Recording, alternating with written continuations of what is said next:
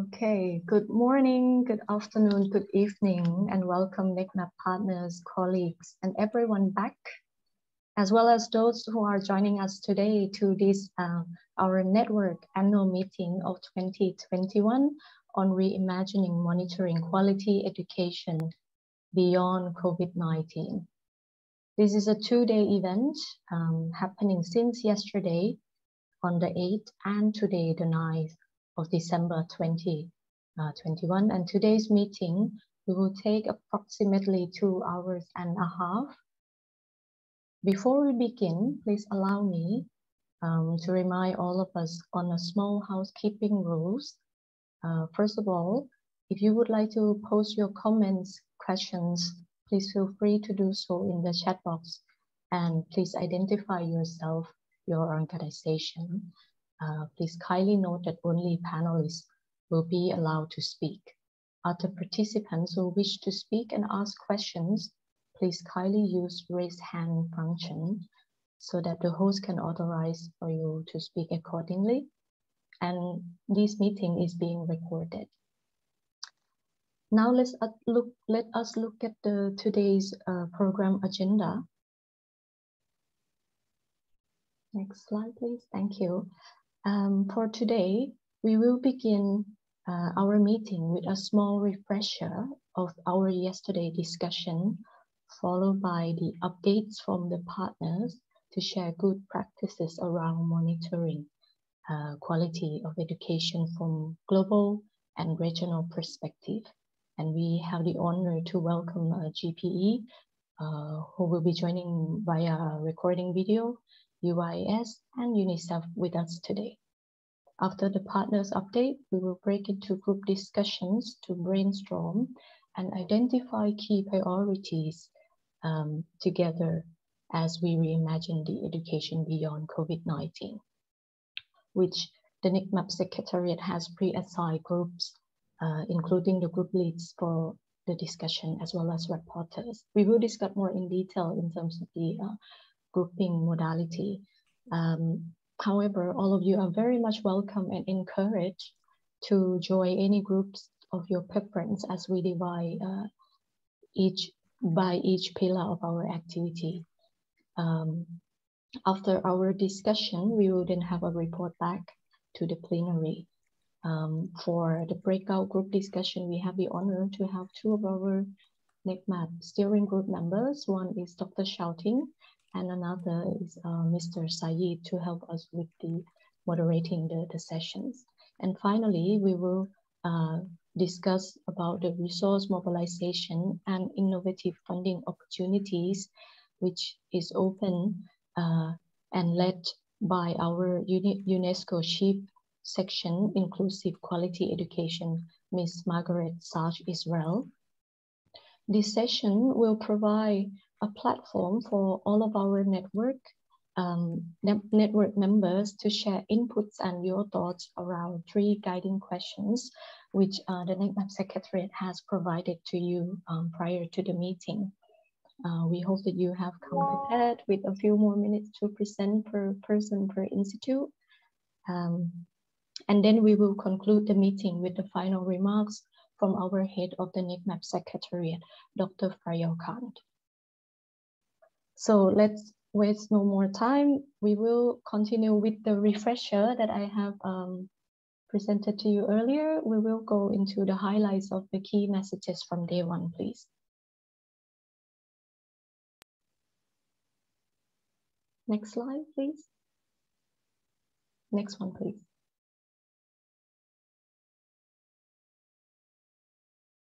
The next one, please. Thank you so much.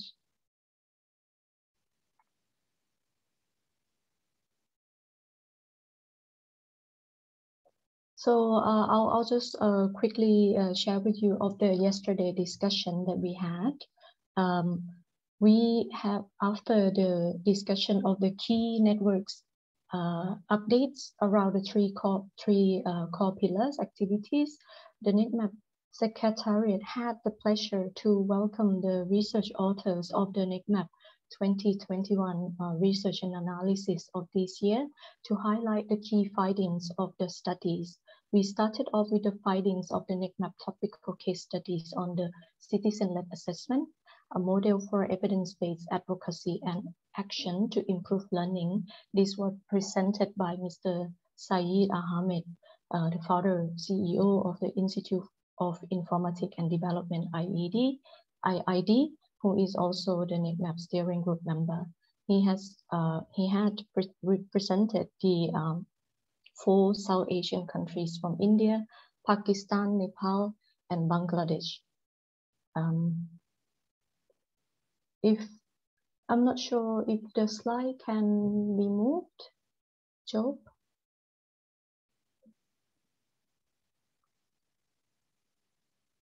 So that we could share the key messages that we had captured yesterday.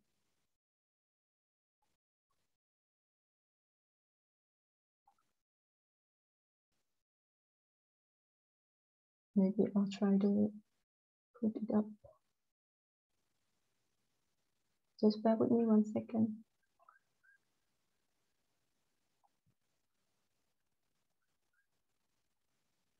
Okay, now there it is.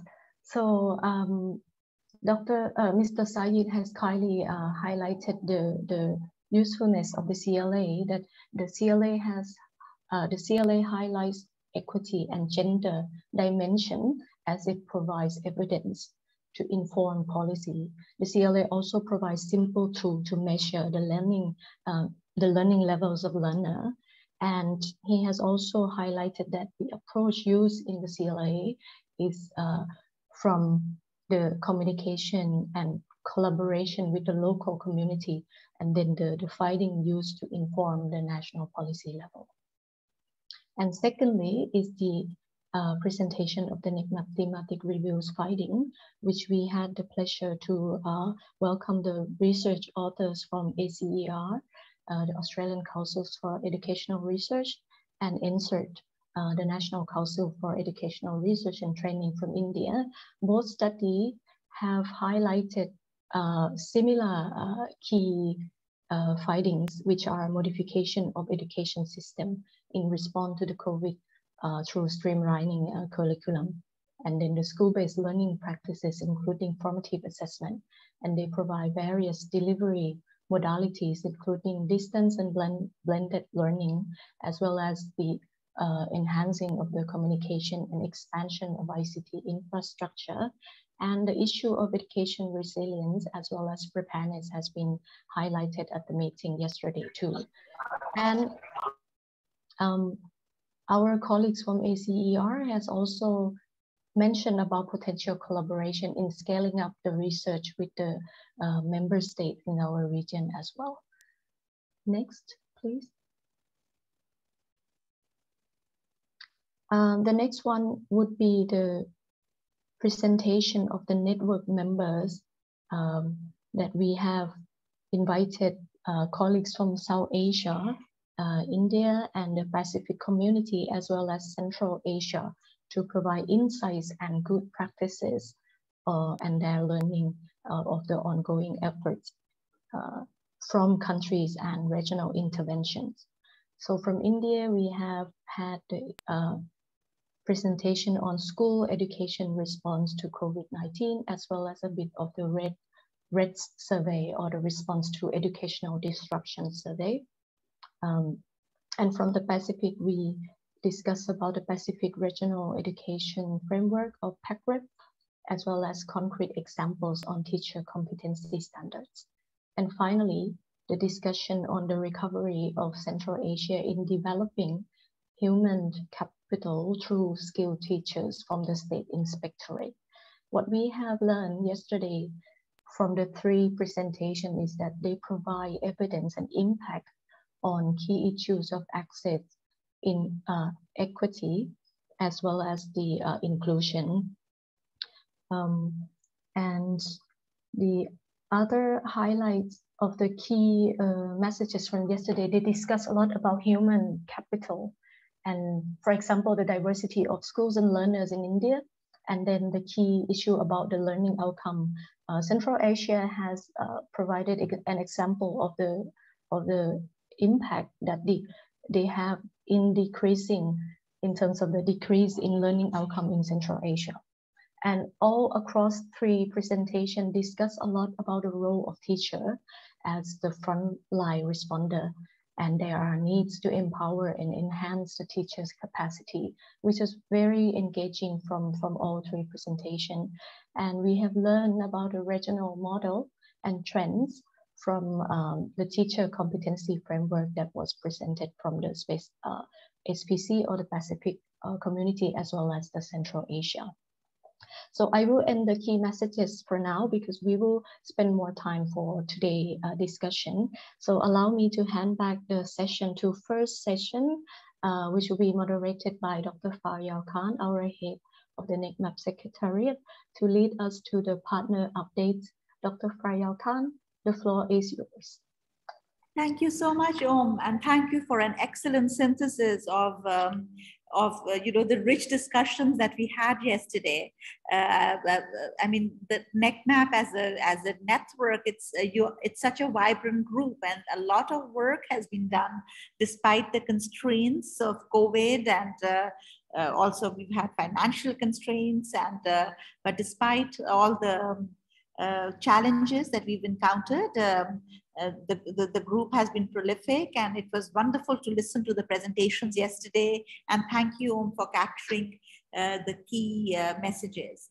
I mean, one thing that's become clear as we reimagine education and look ahead is the importance of partnerships and harnessing the innovations and the excellent work that is being done by the NEQMAP members, and then creating synergies with the work of some of our SDG4 partners, are building on existing partnerships, but then also expanding our collaborations with new partners to enrich NEQMAP's efforts and to harmonize our work.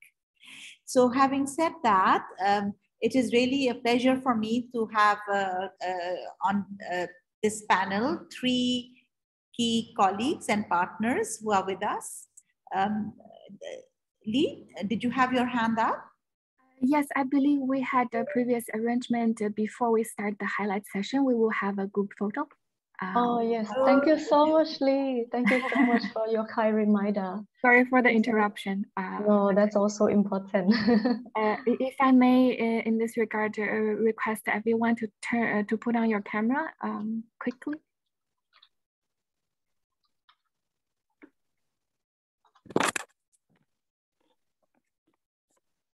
I mean, all participants are invited to put on the cameras for the photo opportunity. So please. Please. It would be really nice to have this record in our annual report later, where we will put the up the report in the knowledge portal. And that would be a very nice record. Okay, there are still a few participants putting on their cameras. Okay, so on count 1, 2, 3, please smile for 3 seconds. Okay, 1, 2, 3. Okay, give me 1 second. This is page 1. Next page, please smile for 3 seconds. So 1, 2, 3. Okay, thank you, everyone. Thank you so much, Lee. Thank you so much. This is important because memories are important. So thank you, Lee, for the photo, and we look forward to seeing it soon. So I'm sure you'll share it with us all soon. So it's really my pleasure to invite Frank Van Kapel from UNICEF, who is with us today. Frank, would you like to turn on your camera if you would like? And so we are keen to open up collaborations with partners. We have with us today Frank from UNICEF, Ramya, who's joining us by video message from the Global Partnership for Education.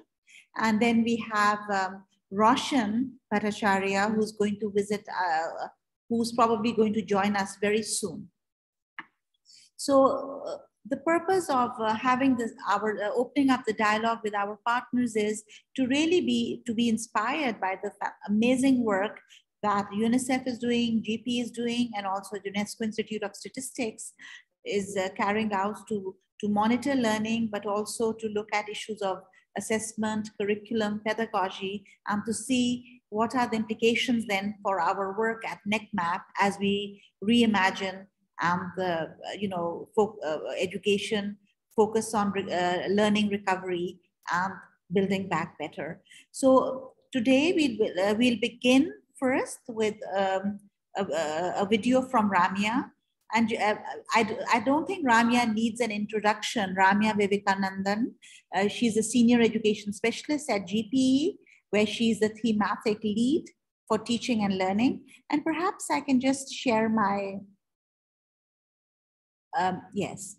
In this role, she's a thematic lead for teaching and learning, and she leads evidence work, supporting engagement at the country level and contributes to shaping global education policy dialogue in all matters pertaining to learning and teaching and learning. So before joining GPE, she also worked at the UNESCO Asia Pacific Bureau in Bangkok, where she was the team leader for quality education at UNESCO. And she has also worked at UNESCO headquarters, and she has a master's from Harvard University. So let us begin by looking at her video. So would the video be projected? Yes, yes.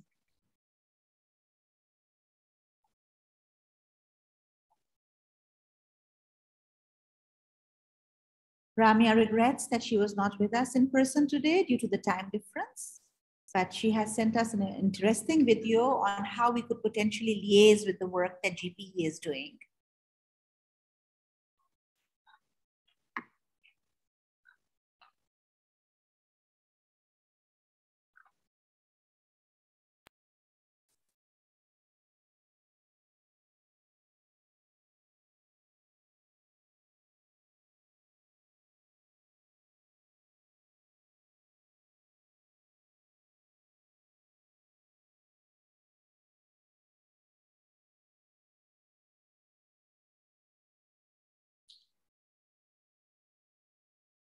Thank you, Job.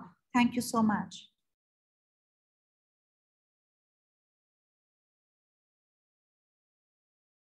And Kang. Thank you, Kang. It's a heavy video. It's like she said she had quite a bit of messages to share with us. So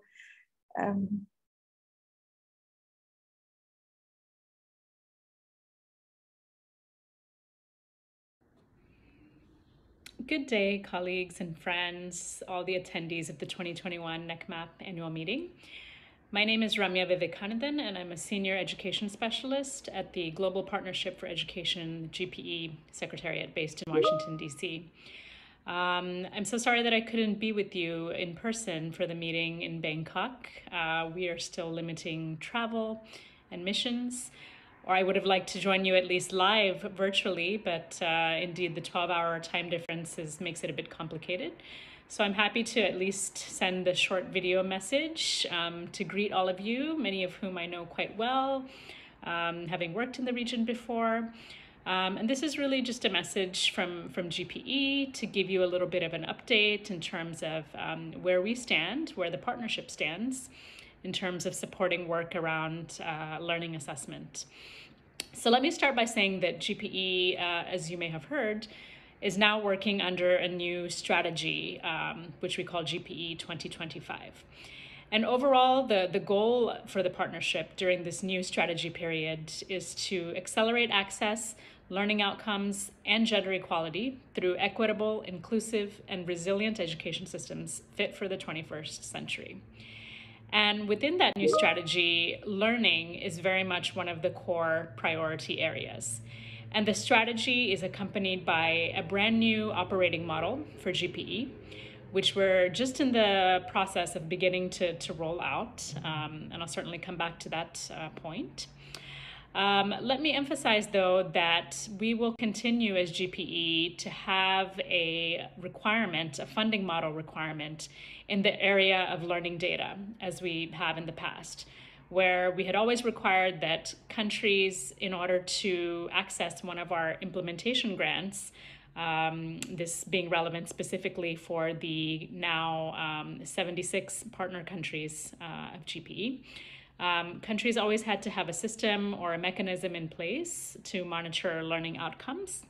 And we have simplified that a bit, but we're still looking to ensure that countries, before they can access GPE funding, they have some kind of nationally representative learning data that's been collected within the last 3 years. So this is still very much a priority for us.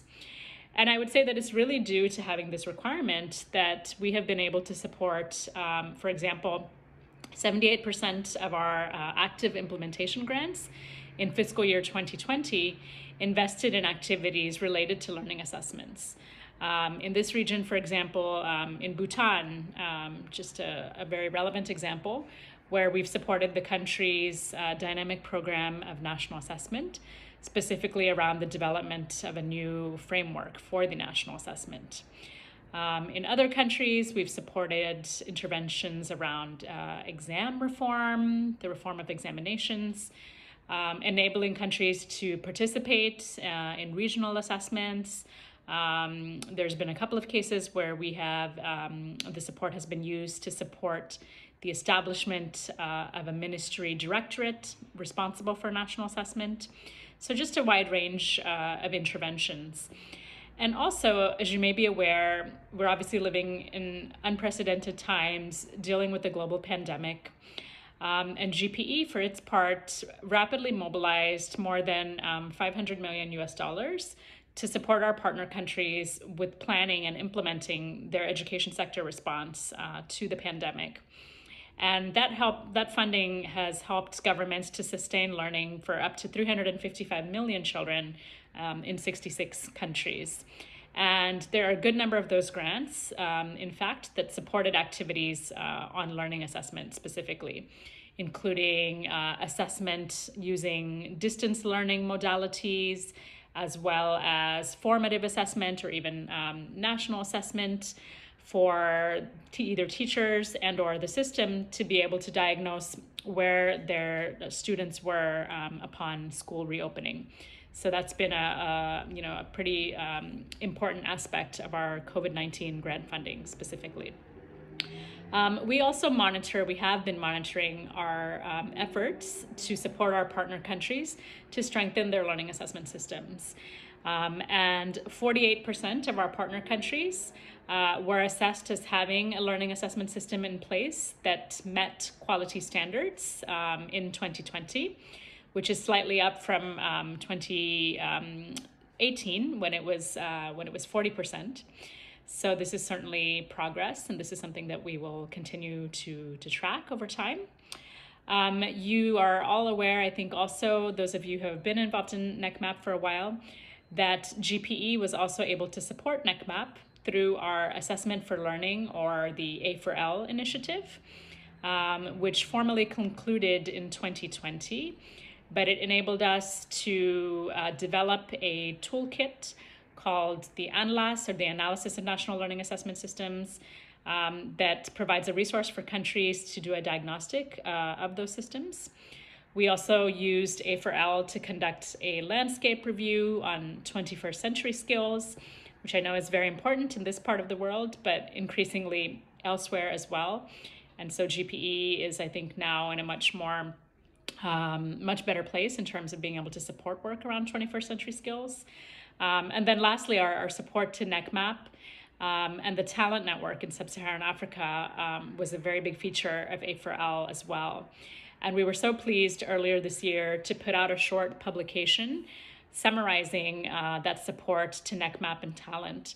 So I'd like to thank the NEQMAP Secretariat for the support in regard to that publication, which I think summarizes nicely what we were able to accomplish together. So then turning to our new operating model, which I said, we're just beginning to roll this out. But we are looking to do business not as usual now, with much more of a focus on scaling up and ultimately on a systems approach to sector transformation, to system transformation, in fact. So this includes a few different things. I won't go into great detail as there's not time, but as countries come on to the new model, they'll be working to develop what we call a partnership compact, which will encourage, specifically in relation to learning, is an opportunity to encourage all country level partners to emphasize equitable learning at scale. We also have some new grant modalities. There's something called the System Capacity Grant, which can support diagnostics and enhanced capacity for learning assessment systems, including for data collection. As I said, we will continue to have a funding requirement around having learning data, nationally representative learning data.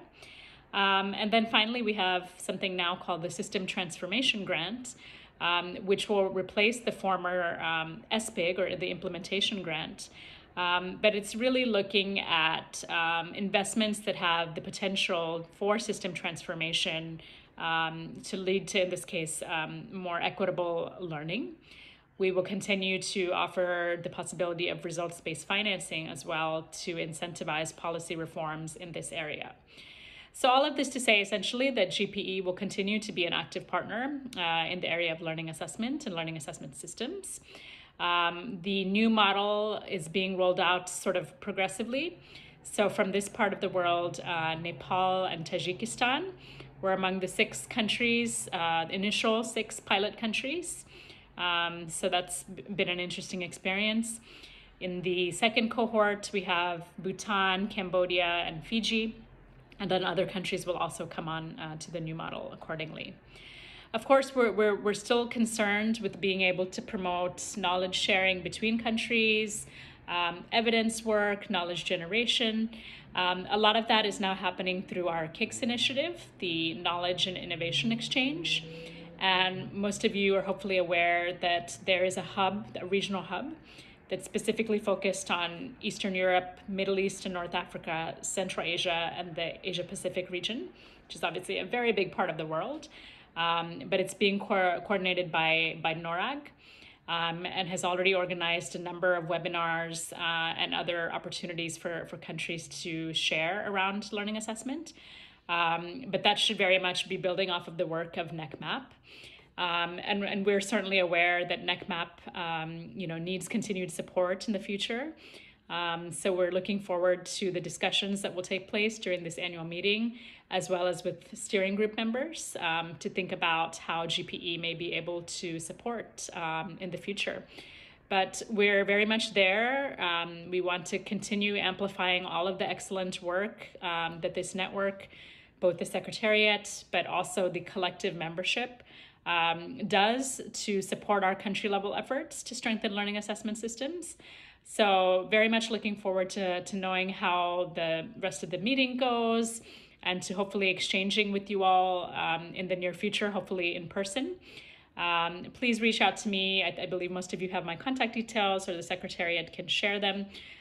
If you would like to exchange or share information, I always welcome that opportunity. And hope to be back in the region soon. Thank you.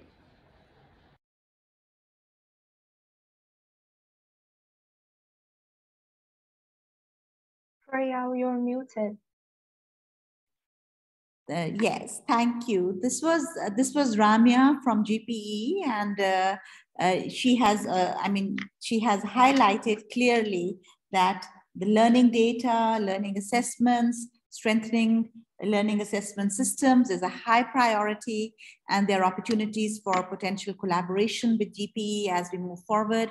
So I think today's group work discussions, where we are identifying our key priorities, we should keep that in mind as we identify our priorities for the next year, so that we can see how we can create some synergies with the work, and not just to this is a two-way process. We want GPE to benefit also from the work that you are doing in the Asia region. So it's not just about us benefiting from GPE, their modalities, but also NEQMAP informing GPE on the work they're doing, and then and having a two-way dialogue. So thank you for colleagues for projecting that video. And now it's really my pleasure to have Frank Van Kapel with us. Dr. Frank Van Kapel is a regional, he's the regional education specialist at UNICEF South Asia office. He supports UNICEF's work on assessment across 8 countries and manages the interagency All Children Learning Assessment platform. He also leads regional work and research on distance and digital learning and is co-chair with ITU of the Asia Pacific Interagency Working Group on Digital Transformation in Learning and Education. He has a PhD from the University of Melbourne. So Frank, thank you for joining us and for sharing the exciting work you're doing with UNICEF. The floor is yours.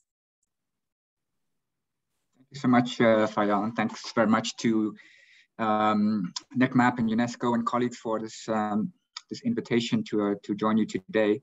And it's nice to see a lot of familiar names, and also very briefly when the cameras were on, a lot of familiar faces in the group today. So what I'll be presenting right now is a digital platform intended to provide resources and guidance initially on large-scale assessment, but since COVID happened, also incorporating guidance around formative assessment, classroom-based assessment, linked to remediation, addressing learning loss. So I'll give a little bit of, I think I have 7 minutes, if I'm not mistaken. So I'll try to be very quick. I'll have a lot of slides, but that's for sharing them afterwards. So you have more information, but I'll skim through some of them. You can see here the website name. It's allchildrenlearning.org. It was very recently launched, but it's an initiative that started a few years ago. And as you can see here, working with different partners, including Ramya, including GPE, and other colleagues. Some who were also here in the call, and we work together, especially very closely with ACER on this platform. Yeah, as a very brief background, this map shows in green countries which have participated in numerous cross-national assessments, and some of these countries for decades already. And as you can see, looking at Asia Pacific region, it's quite well represented here. A lot of countries have participated for many years in different initiatives, but South Asia in particular hasn't had much experience collaborating and joining either regional or international assessment initiatives, and those are really valuable for building capacity, ensuring that assessments are conducted according to international standards and so forth. So this is something that we initiated for that reason as a South Asia platform, based on numerous discussions that go back about a decade or so, including with government, with partners, on an initiative that we could start in South Asia. I'll talk a little bit later a little bit about possible expansion, but at least to start in South Asia on how we can better work together, exchange resources, guidances, joint events, and so forth around large-scale assessments. That's how this initiative originated. So as mentioned, this goes back for at least a decade, when there are various events where there are discussions around having a regional assessment initiative in South Asia. And more recently in 2018, there was a World Bank event with different partners and government to discuss the idea.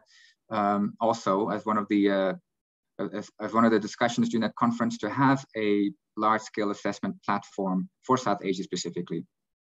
And that was endorsed at that meeting, and then work started on that, initiated by UNICEF South Asia, but then very much jointly with our partners, also with government, to get ideas about what this platform should include. And since COVID happened, also shifting to not just large-scale assessment, but incorporating, as mentioned, classroom level assessment to improve student learning, to identify learning gaps, learning loss due to school closures, and see how that can best be addressed. So very much a collaborative initiative, and this was just before COVID, when we had government representatives from the 8 countries in an SDG 4 workshop. This is also jointly with UNESCO, and try to gather ideas around what this platform should include, what are some of the key challenges that countries are facing. And the vision has been to develop something that is doesn't belong to anyone in particular. It's open source, it's free, Creative Commons licensed content, meaning that anyone can take this forward and host it, modify it, adapt it, translate it, and so forth. The idea is to make it very adaptable for use in different contexts. And also to provide, besides guidance, there's also various tools that can support assessment activities. So how can we reimagine assessment? I think there's very much a need now, especially post-COVID, how to reimagine large-scale assessments, but also classroom assessments. There's a lot of work cut out for us ahead. In terms of large-scale assessments, from that meeting just mentioned, where we had government participants from 8 countries, the number one priority then that was identified is having some kind of tool to, a practical tool to identify the key gaps in assessment approaches and systems in countries, and a practical and simple tool. So that's something that we have developed and is now on our website, where you can do a self-evaluation. I'll show a screenshot of it later, and identify what the strengths are in your large-scale assessment approaches, as well as some of the gaps, and especially the critical gaps that need to be addressed to improve. Another area that we have identified is that assessment data is often not used. It's often not analyzed or insufficiently analyzed, especially looking at it from an equity point of view. So what are the equity gaps across student learning outcomes, whether it's geographical or rural, urban, or gender, or private versus public schools, or across all those different dimensions, and seeing how you can close those equity gaps. So we have developed some tools that allow you to identify those. And then in terms of formative assessment, so this is for us also an upcoming area, and that emerged because of COVID. We are working now on a number of tools and guidances, and we're working very closely with other UNICEF offices. Unlike UNESCO, we have 3 UNICEF offices that cover different sub-regions in Asia Pacific. So we're working together on that, and also working closely with UNESCO and partners. So just to flag a couple of things which we have identified that we need to address in terms of classroom-based assessment, and that we can work on through this platform, through other initiatives, is to move from assessment as an event to something that is a continuous process, and not just a one-time thing during the school term or year, but really a continuous process. Also, that is not just tests, but also that it includes all kinds of different assessment activities, including observation, homework, checking, peer assessment, and so forth. So just broadening the concept of what formative assessment actually is, moving from pass rates and percentages to meaningful feedback that students and teachers and parents can actually use to understand where they are and where to go next. Moving from teaching the whole class as if they're at the same level, to identifying the different levels and teaching and learning at the right level, and then also identifying specific strengths and weaknesses of students so that they can really target areas where they need to improve. So those are all areas that I think are extremely important now in the COVID context of school reopening, massive learning loss, the evidence has been coming in, and the need to address that. So in terms of what we're doing differently also through this platform is that in the past, we have focused a lot on capacity building, and capacity building and trainings and so forth remains critical. But there are also issues with that, and reasons why it hasn't succeeded as much as it could have, which is that staff leave. There's often a lack of institutional memory, documentation, and also some of the assessment activities are extremely complex. Talking about large-scale assessment now, are very complicated. It's difficult to address in a 1 week or 2 week or even a 1 month workshop. So those are some of the critical challenges which have hindered successful capacity building in assessment across the regions and really globally.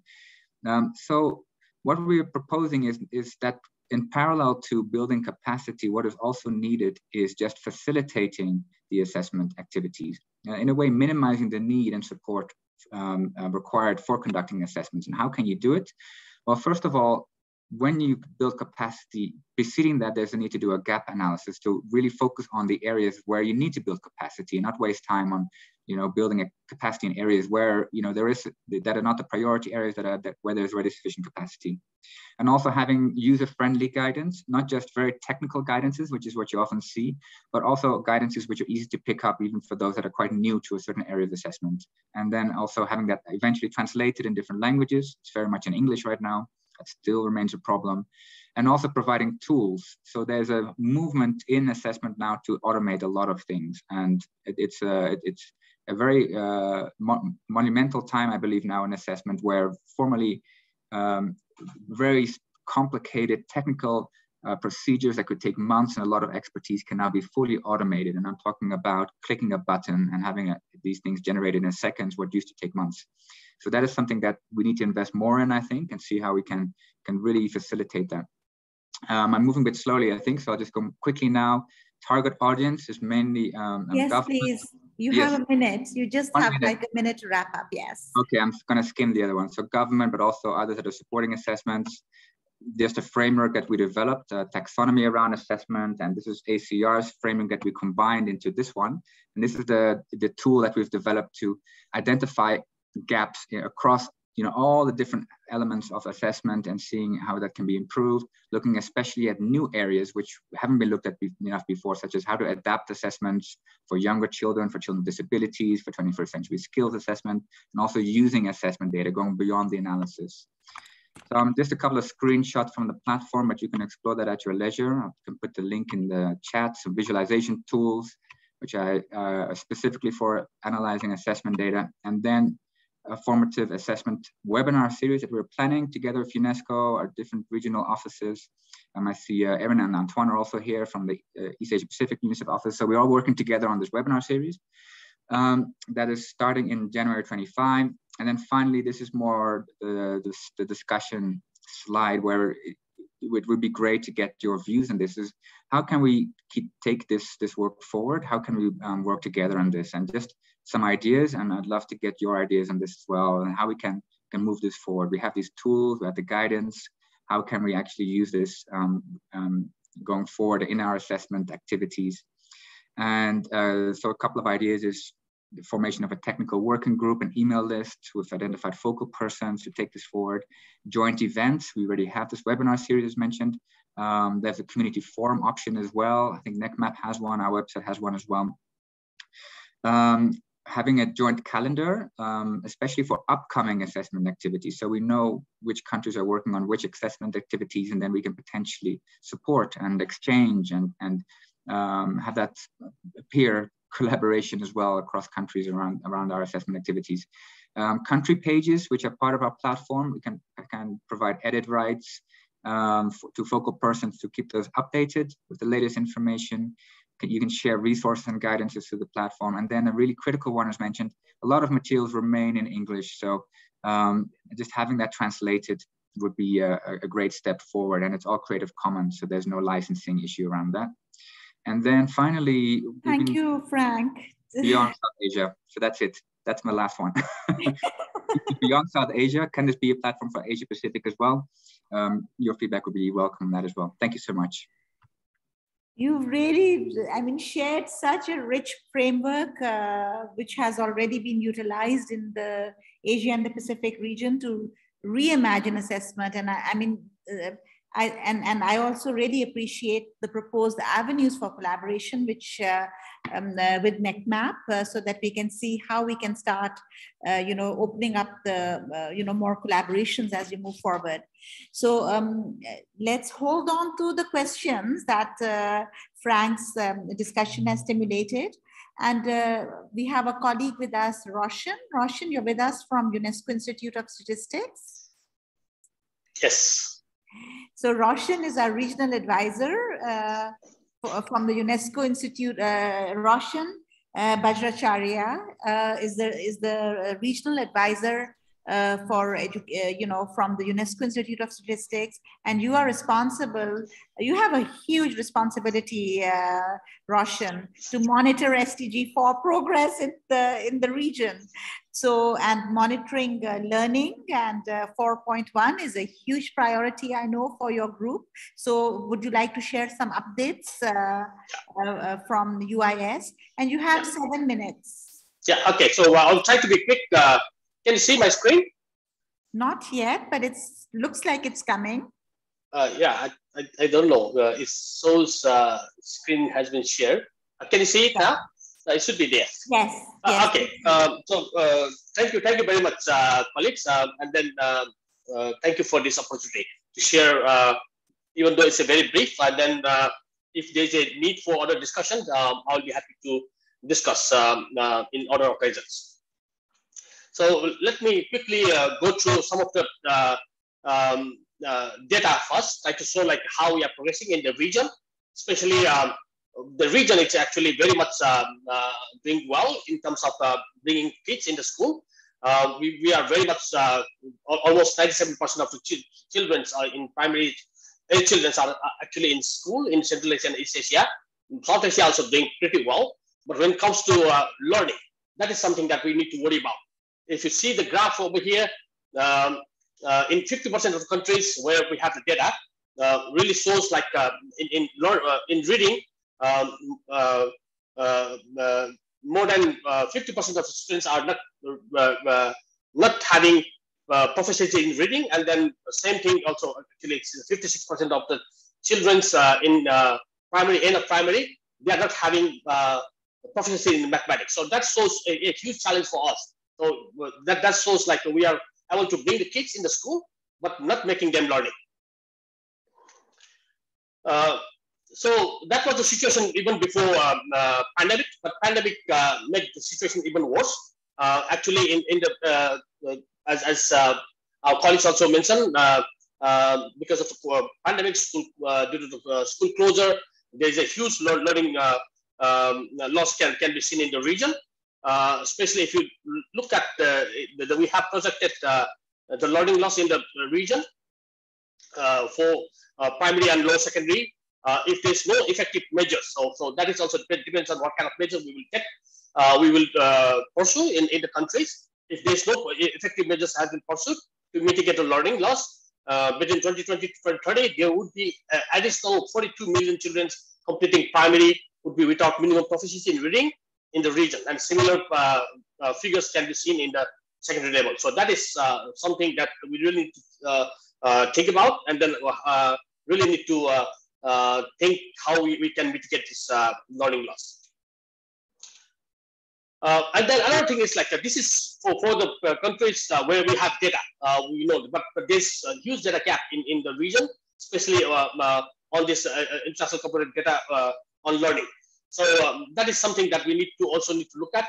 Without having this quality data and timely data, we might be losing the opportunity to correct this or providing improving the quality of learning in the region. We recently, for actually this year, and then we started from last year, we work on setting national benchmark. This is one of the area we put a lot of effort in monitoring SDG 4. We talk about monitoring, but we don't have, actually the countries don't have the target set for 2030. And the regional level also, we don't have targets. So what we have to achieve, that is not very clear. And that was actually envisioned in FFA document. So we work on it. We try to develop or support countries to establish their national benchmark for different indicators. One of the indicators is definitely very important one, SDG 4.1 or 0.1 on learning. So throughout this whole year, working with countries, with experts and the regional partners, we were able to establish regional minimum benchmark for learning, of course for others as well. But here I'm showing only the learning part, and then also for the countries. So these are the average regional minimum benchmark values for 4.1.1 for all these 6 areas for grade 2 to 3 in mathematics, reading, and then end of primary mathematics reading, and then lower secondary mathematics and reading. So these are agreed result benchmark that each of the countries in this different sub-regions is supposed to meet by 2025 and 2030. So this is somehow it's going to change our monitoring processes. So I think especially network like NEQMAP could look at it and then can think about how to use it, because this could help you to design your programs and then activities and then develop strategies to support the countries to improve or to meeting the set targets by 2025 and 2030. Other areas that we have been working on this, especially on international comparable data on learning, is mainly focusing on improving the data coverage. We work with the countries and then technical partners on methodological priority and understanding, including global proficiency framework. So you can go through this global proficiency framework. It's available for everyone to use it. And mapping of different various frameworks that has been we have been doing this for a long time, and then it is now available for everybody to look at and then to use it. And then we have made a great progress in reporting the 4.1.1. You will see more data now in UIS. And then thanks to all the partners, actually, we have been working with many partners who have been supporting us in this area. And then while talking about improving the data quality and data coverage, there are some other areas that we have been working. This is policy linking initiative that we have been working with several countries in Asia Pacific.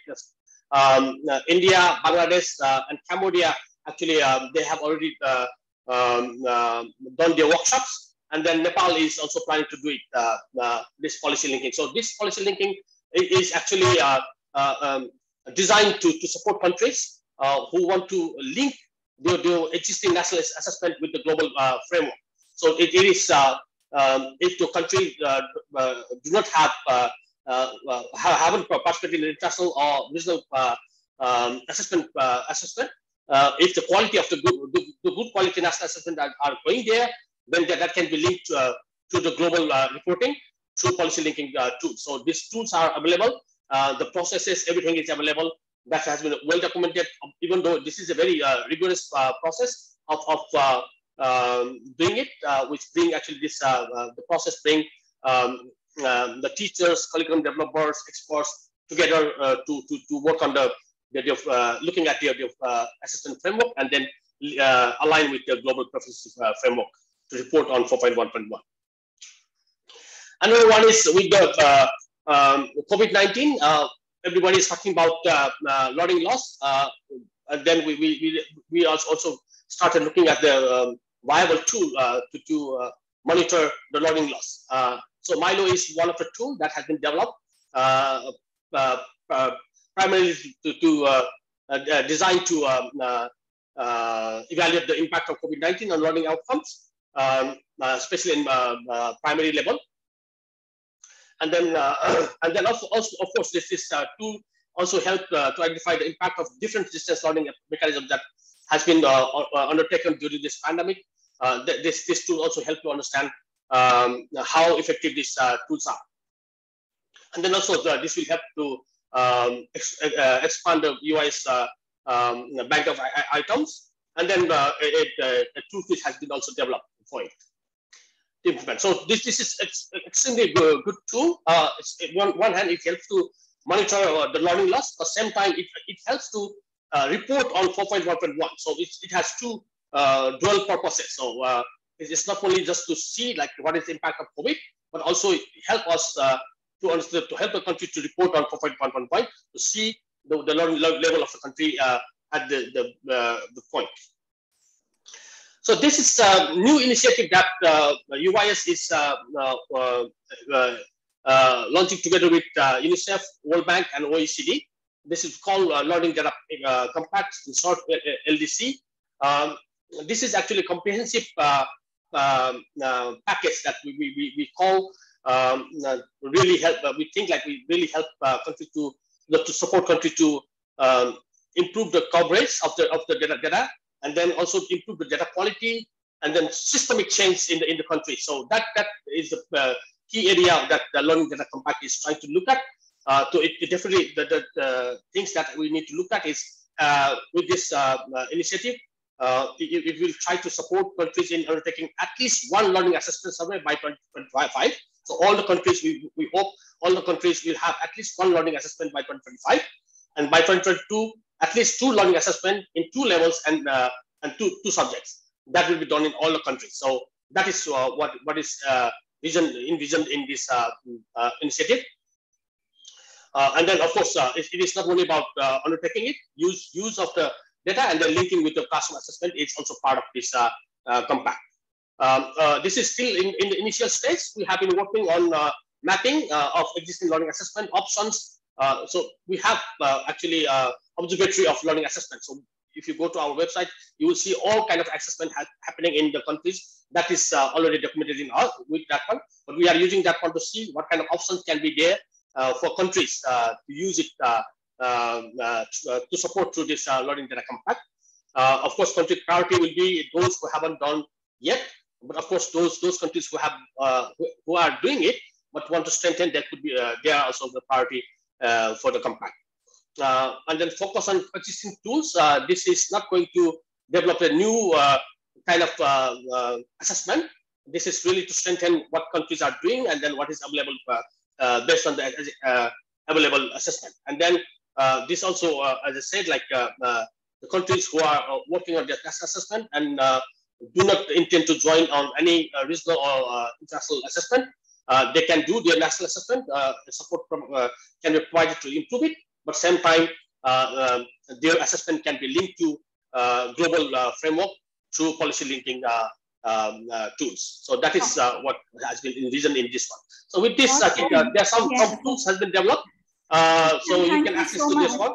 I will stop here. Thank you very much. No, but do you have another slide? Just flash it. No, this is the last one. Perfect. So you wanna turn it back to the last one at least? Yeah. So this one is actually the guide and methodologies. There's so many guidelines and guides and methodologies have been developed. You can find in our website. I put only 2 documents here. One is really a step-by-step process. The guide of designing, sampling, data collection, data organization, analysis, all kind of things are put in this guide. The second one is, as you know, this 4.7.1 is not only 4.1.1, this 4.7. That is ESD and GCET is also very important topic for NEQMAP, I think.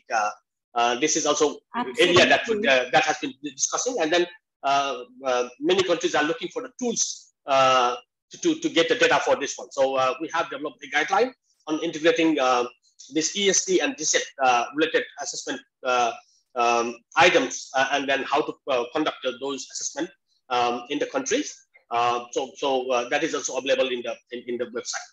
So with this, yes, there are many other things happening, but we have time, limited time. So, but I will be happy to continue our discussions and dialogues. Thank you very much, Faryal, for the having me here today. Thank you so much, Roshan. And you've shared so many tools, methodologies, and resources with us. And I think it's really important, the work that you're doing on policy linking to learn, linking with learning outcomes, using existing assessments and linking with the global proficiency framework, and then the Learning Data Compact. I think these are really directly linked with the work that NEQMAP is doing. So thank you so much for sharing these with us. And it was really important what you shared right at the end, the linking with the 4.7, like, because we don't want to just look at cognitive skills, but also the softer skills and the behaviors, attitudes that learners need to become global citizens and to look at ESD. So I think these are opportunities for us to explore within NEQMAP, how to expand monitoring learning beyond cognitive to beyond to the social emotional skills as well. So thank you very much. We have got such interesting interventions we've gone over. But if the group doesn't mind, I would just like to take at least one question. So if there's a 1 or 2 burning questions in the chat, we have from Dr. Jyoti Bhavani. In retrospect to the impact of the pandemic on the learning outcomes, it is concerning that there is an extreme learning loss that has taken place. This is evident in terms of the projections made. Have there been assessments made to measure the actual learning loss that has happened, that has taken place post-pandemic? For Frank and Ramya, are there assessment frameworks for measuring learning loss post-pandemic?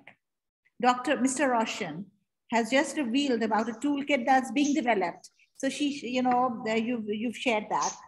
Over to Frank and Roshan, a minute or 2 each to answer this.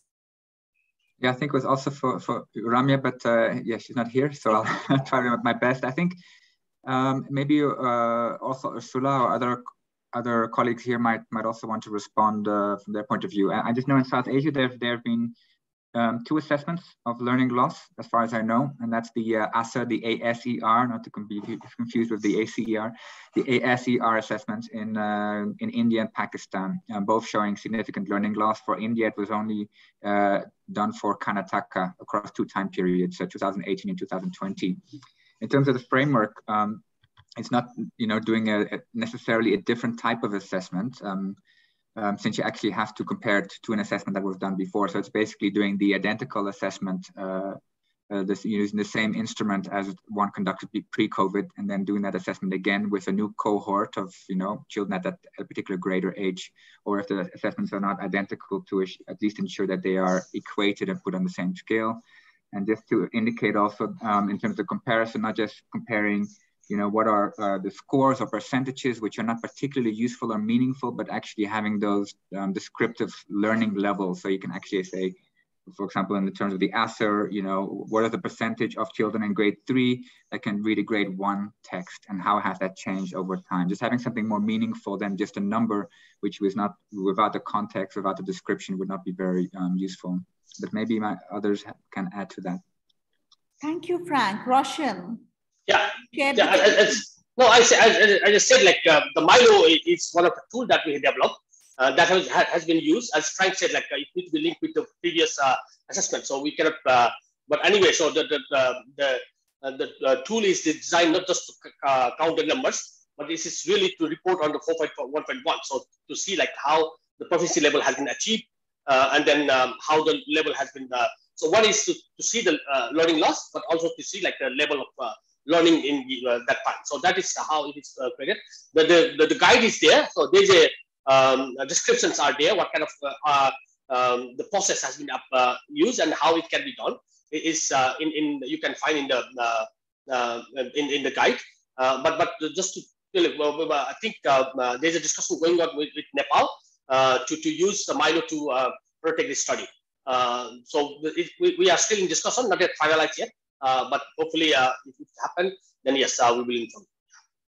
Thank you. Thank you so much, Roshan and Frank. And we have Antoine Maravin, who has just shared that by way of information, that the next round of the Southeast Asia primary learning metrics for Southeast Asian countries, the survey is scheduled in 2024 and will allow measuring system learning loss in reading, mathematics and writing through producing time trend comparative indicators to compare with CPLM 2019 data collection before COVID-19, which is going to be used as a baseline. So we will start the technical activities as of next year. So thank you very much also Antoine for sharing that with us. With these comments, these interventions really for me are a clear evidence, and I'll say evidence, that we really need to work together with expand our partnerships to see what work is being done by our partners so that we can really enrich and strengthen our work. I mean, NEQMAP is already doing, moving mountains and doing really very interesting work about how we can then create those synergies and harmonize our efforts and build on each other's innovations within the region, and also linking with the global work. So thank you, Frank, Roshan, and Ramya in absentia being with us. And let's keep our dialogues open to see how we can then continue to collaborate. And these presentations just prior to the group work discussions was really important, because it's important that as we identify our priorities for next year, it was important to kind of know what you are all doing, and then to see how we can create those synergies. So thank you all. And with these words, I will hand over to our esteemed moderator for the next session, Dr. Shouting. You're with us? Hello? Yes. Can you hear me? Thank you so much for moderating the session. I do understand we've cut about 15 minutes into the time, starting a bit, right from the beginning. We've been, so we will add 15 minutes more to the session on group work. So thank you. And I hope all participants are comfortable with that decision. If there are any objections, please let me know. And if you have other prior commitments, of course, we understand. But I think this was a really very rich discussion. Thank you. Okay, thank you. Good afternoon, NEQMAP colleagues, and good afternoon or good evening, good morning, other participants of this annual meeting. It's a pleasure to have this great opportunity to meet and discuss priorities and emerging opportunities in 2022.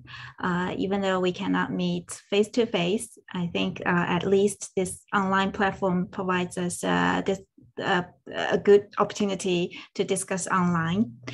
So we just had 3 inspiring presentations from GPE, UNICEF, UIS. I think these presentations provides us with a lot of good ideas. So in the coming 30 minutes or so, we will break into 6 groups, and each group will have 2 people responsible for moderating the whole discussion. And the original plan is we will have about 9 to 11 persons per group, but I noticed that the number of participants today is probably a little bit smaller than that. So maybe we'll have some smaller groups and have deeper discussions about our topics.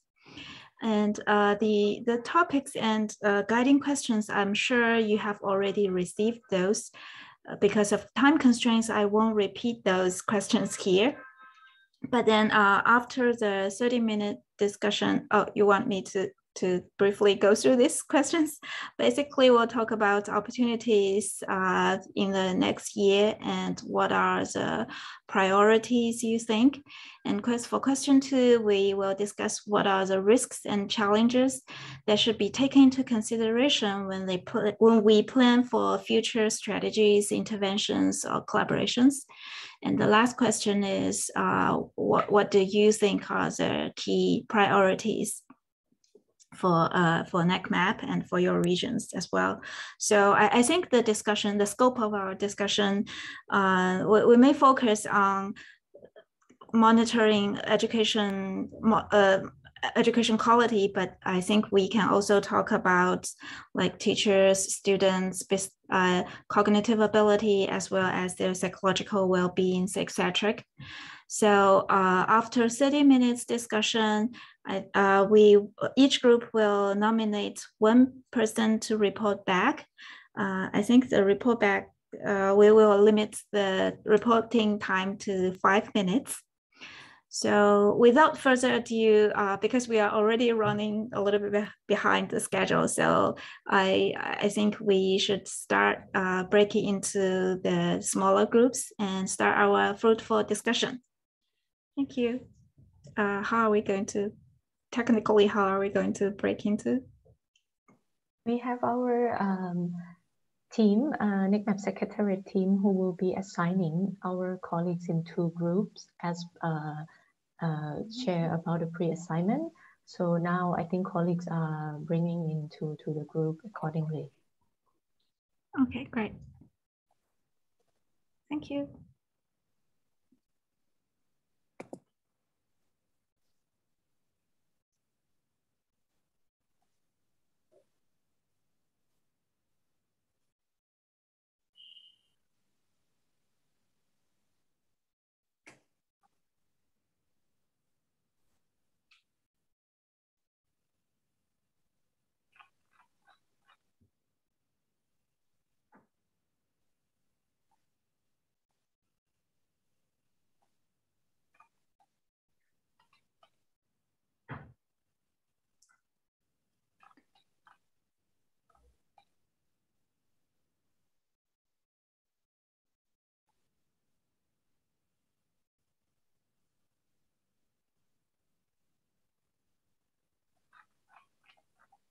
Do you think we should combine a few groups since there are a few very small groups, like Group D, Group E?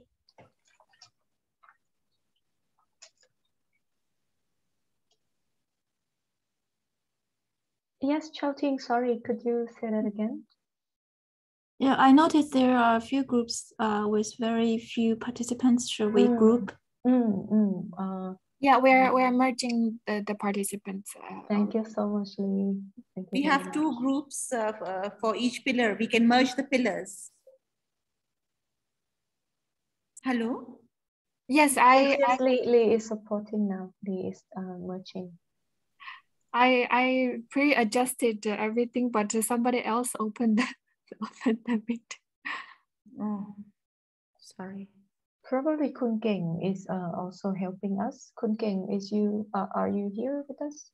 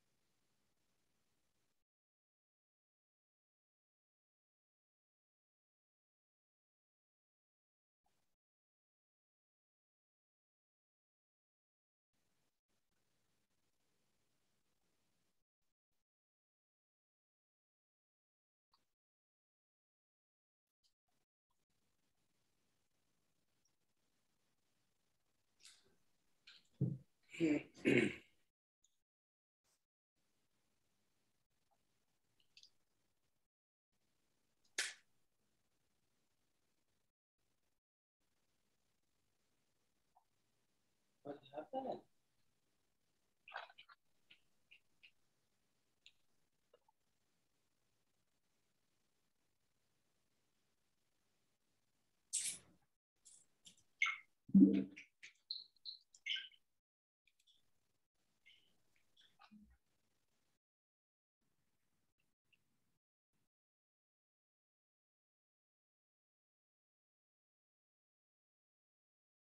Freya, you're muted.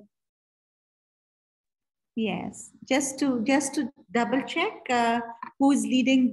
Saeed is it Saeed? Yes, Saeed is kindly moderating this session of reporting back. Are you with us?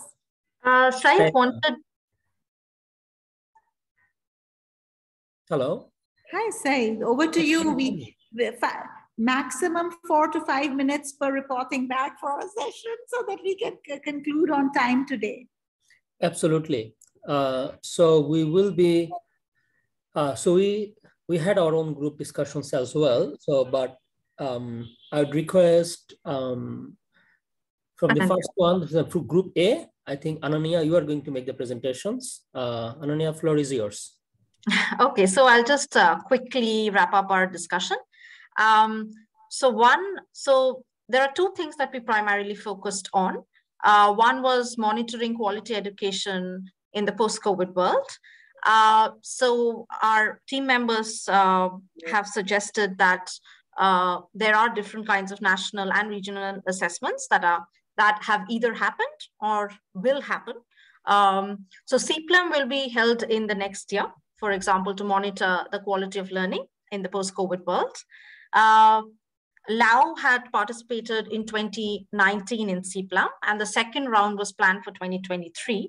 But because of COVID restrictions, the test might be pushed to 2024. Bhutan has conducted a pilot of their national educational assessment very recently for grade 3, and 3 domains were tested. There were some questions covered on learning loss in national educational assessment as well. And Cambodia also has conducted the national assessments. There were some questions covered on learning loss in the assessment too, in this assessment as well. So the report is being prepared and the findings can be shared in the next meeting of NEQMAP probably. The other key area that we touched upon was knowledge sharing. The topics that so some of the things that we would like to discuss would be the socio-economic impact of COVID-19 on education and how we can move beyond anecdotal evidence. This would be particularly related to girls' education, as well as how probably migration has affected. This was Saeed's point and his perspective from Bangladesh and other LMICs.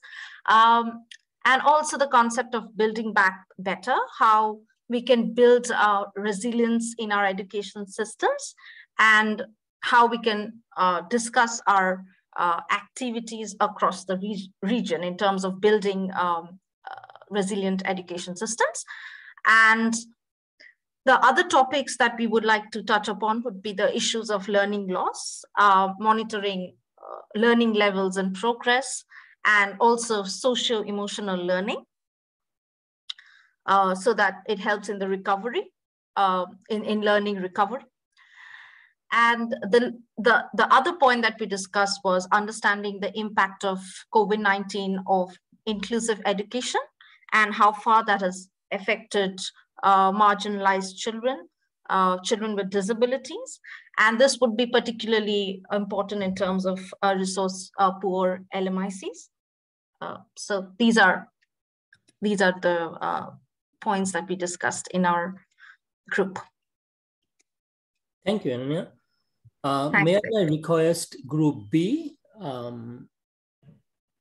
They were focusing on research analysis. Anyone who was going to present from the Group B?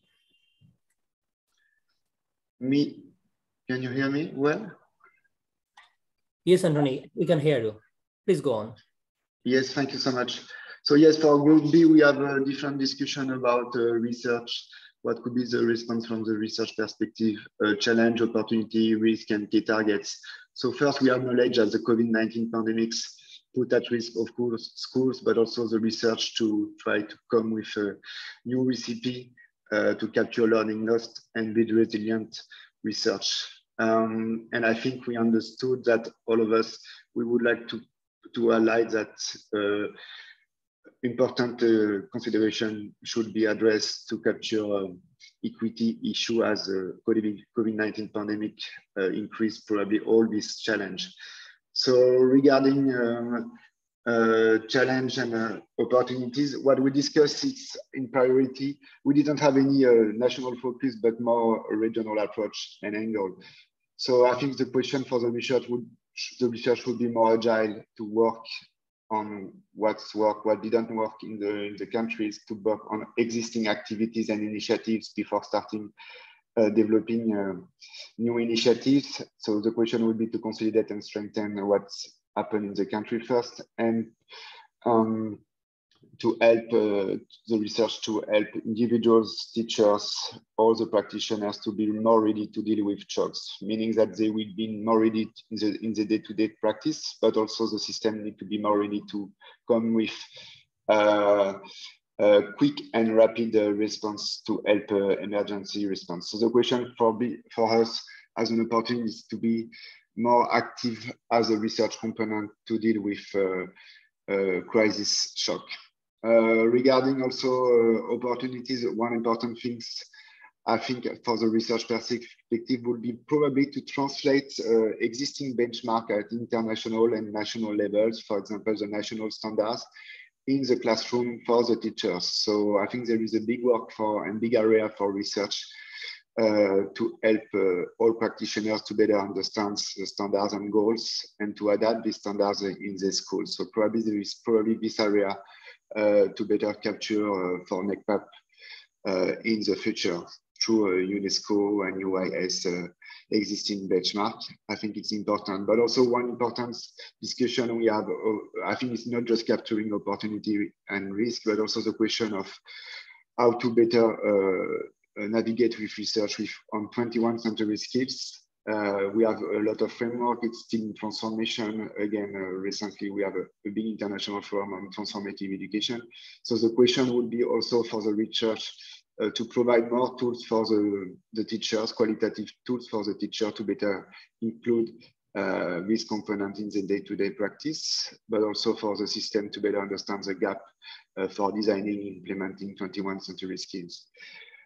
This was one of the big challenge. And of course, one of the big questions, which is dealing also to risk and opportunity, will be to be ready on time to deliver on what is the effective gap on learning recovery, effective gap, and how the system can help on learning recovery. So we discussed about how the research can fill this gap and not just address the learning gap at system level. I think international and regional initiative will be very well designed for that, but the question will be how at national and sub-national level and up to the classroom, how we can get very reliable and sensitive instrument to capture individual and school gap to better align learning recovery systems. What we discuss is also cross-thematic issue, which is, I think, triangulated to all my comments. It's how to better follow early grades needs and the most disadvantaged children. So the question would be also for all this research to also put the emphasis on addressing early grades as much as possible and continue to understand the risk and needs of the children considered as the most disadvantaged. So the question will be to, as a research, to understand during COVID pandemic how the shock impacted the different their children, this level of children. Sorry. Yes, more or less. I think I'm good with the overall series of comments from our group. So we will put in details all these comments to respond to key activities for next round of NEQMAP and also challenge and opportunities. Colleagues, if you have anything to complete, please feel free. Thank you so much. Thank you. That's very comprehensive, Antoine. Could you share it with perhaps electronically? I will. Who should we share these reports, Saeed, as they are coming out? Could you yes, sure. I have posted a small comment to the chat. Colleagues, reporters, if you could kindly share your collective notes to neqmap@unesco.org, that would be highly appreciated. Thank you so much. And thanks, Anthony, for a very comprehensive presentation. Given the time, should we move on to the next group? Group C talked about capacity development. Who is going to present from Group C?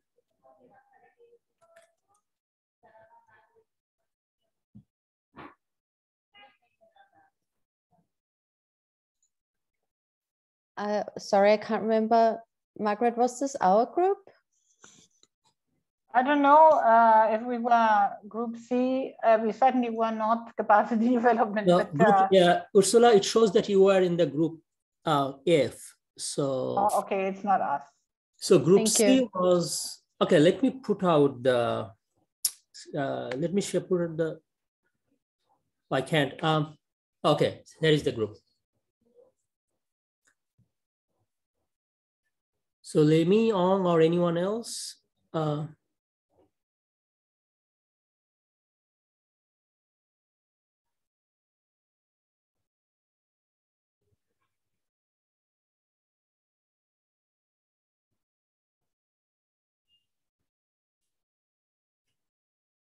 should we return to Group C later on until we figure out who were in the Group C? How about Group D, who are working on knowledge sharing? Anyone from Group D would like to make the presentation?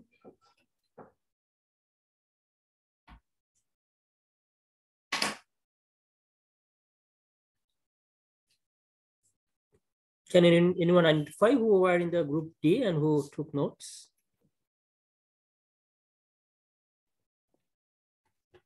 I think in the end, we only have 3 groups because we combined the groups. All right. I think we have come, yeah, at the end, we have come to the final group who hasn't presented. Please. Right. So I think it is the Ursula's group then. Okay, thanks a lot.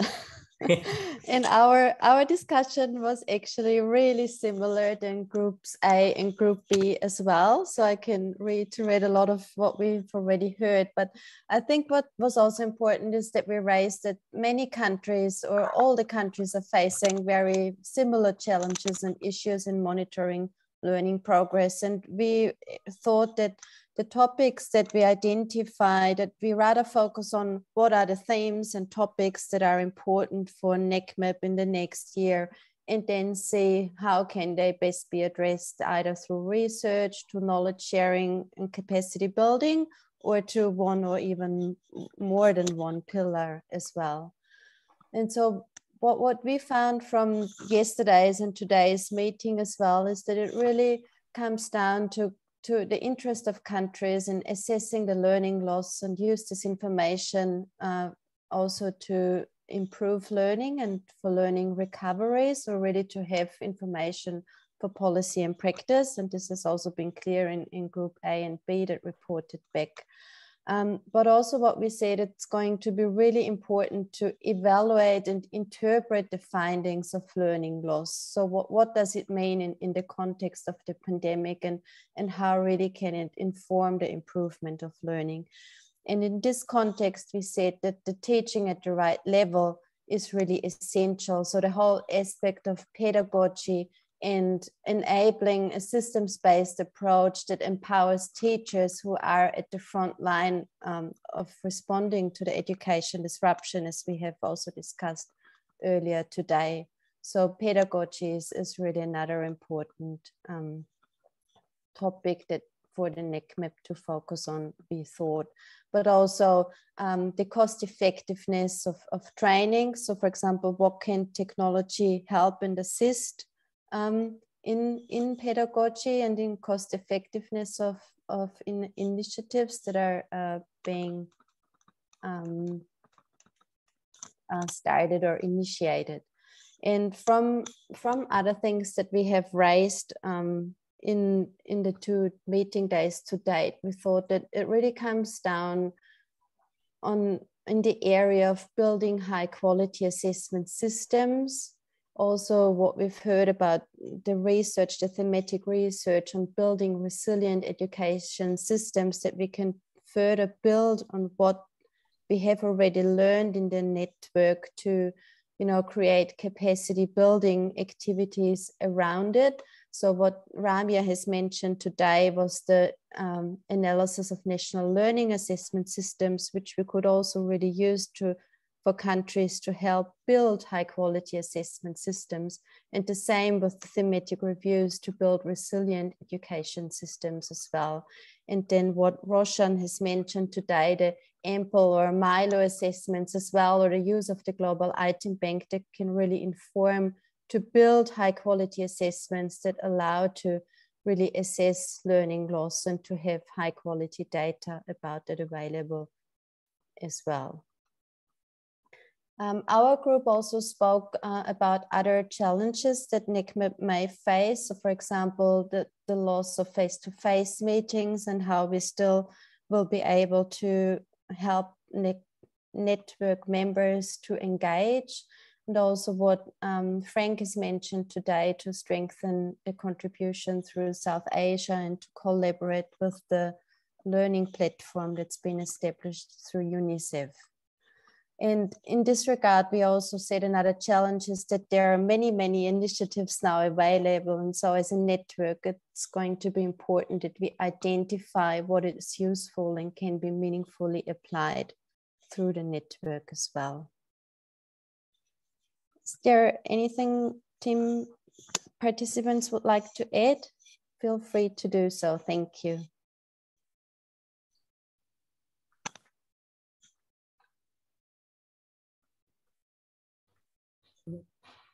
Thanks, Ursula. Anyone, if not from this group or from any other group, we probably have some little time, right? Because we anticipated 6 groups, but we did it in 3 groups. So was there any issues that was not covered?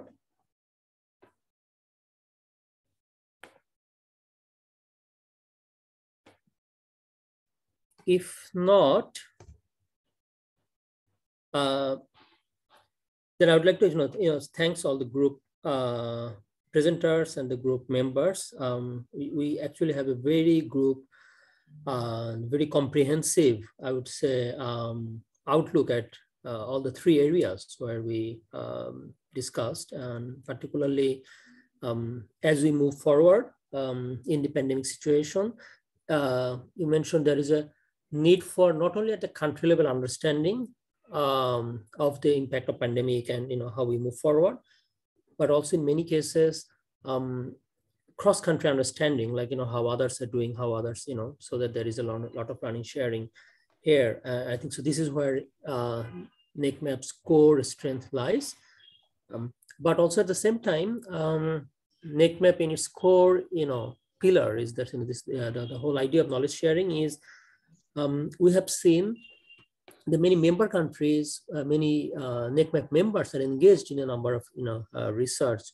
So that would be also interesting once they come back, because lack of evidence has been the key. There have been a lot of speculation about the impact, lot of speculation about the impact on the socioeconomic sector, aspect of the students and the families, but lack of the speculation about the how we will be actually build back better the system that we talked about. But again, there is also lack of particular evidence on these areas. So I think this is the year, next year is going to be a very key year for NEQMAP to help the region make its evidence-informed choices when they build back better, a more resilient education system. So thank you everyone who participated in the program. So Pearl, I'm taking it back to you. Thank you so much. Thank you so much, Saeed, for this important session and our discussion here today. We have now come to the very final session, which is the regarding the resource mobilization, and I'll hand it to Dr. Khan to introduce our chief section for inclusive quality of education. Dr. Khan. Yes, we have with us it'll just take me a second to be with you in a minute. We have with us Margaret Sachs Israel, who is the Chief of Inclusive Quality Education. Margaret has over 30 years of experience in international education policy. And Margaret, on a personal level, I would really like to thank you for being with us despite your very hectic schedule and to participate in the discussions. Your presence means a lot to us in the network, because we want to optimize of the expertise you bring, especially around issues of recovery of learning and learning assessments. And one point that we've been discussing has been the importance of partnership building. And Marguerite, I thank you so much for facilitating the session on how we can then strengthen our partnerships within the region to support NEQMAP activities. Over to you. Well, thank you. Thank you so much, Faryal. First of all, to say I followed today and I followed also yesterday. This is really very, very important to me. I mean, the entire work of NEQMAP and the work around assessment, learning recovery, curriculum work is really very much at the core of what I believe we need to do. We have this wonderful partnership that has actually started when I was first in Bangkok, so I've been following it, and I'm really pleased to be here today to see what has happened and going forward together with you. So basically this session is, let me call it like extended breakout session, because it's not really a presentation. The purpose of the session is really to kick off a dialogue with you, to discuss about how we can jointly think about a resource mobilization for NEQMAP going forward.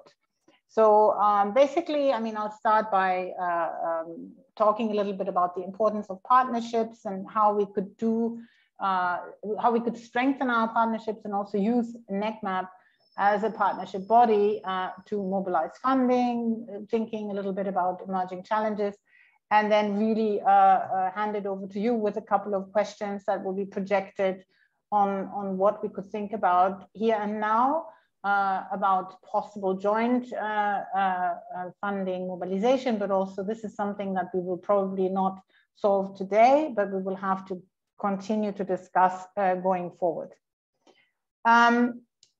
Just before, I mean, you can leave the slide, but I just would like to remind ourselves where the funding for NEQMAP came from so far. As you know, we had major funding from GPE from 2014 to 2020, which was $1.6 million, something like this, taken together. It was like 2 different phases, and also major funding from the government of Malaysia.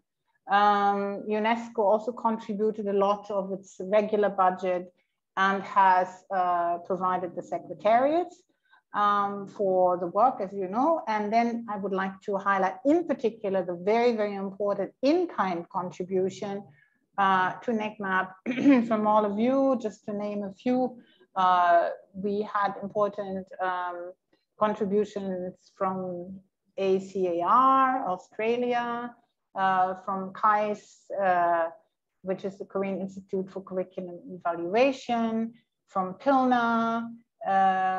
We had contributions from different universities in Malaysia, University of Hong Kong, ACR India, IIE India,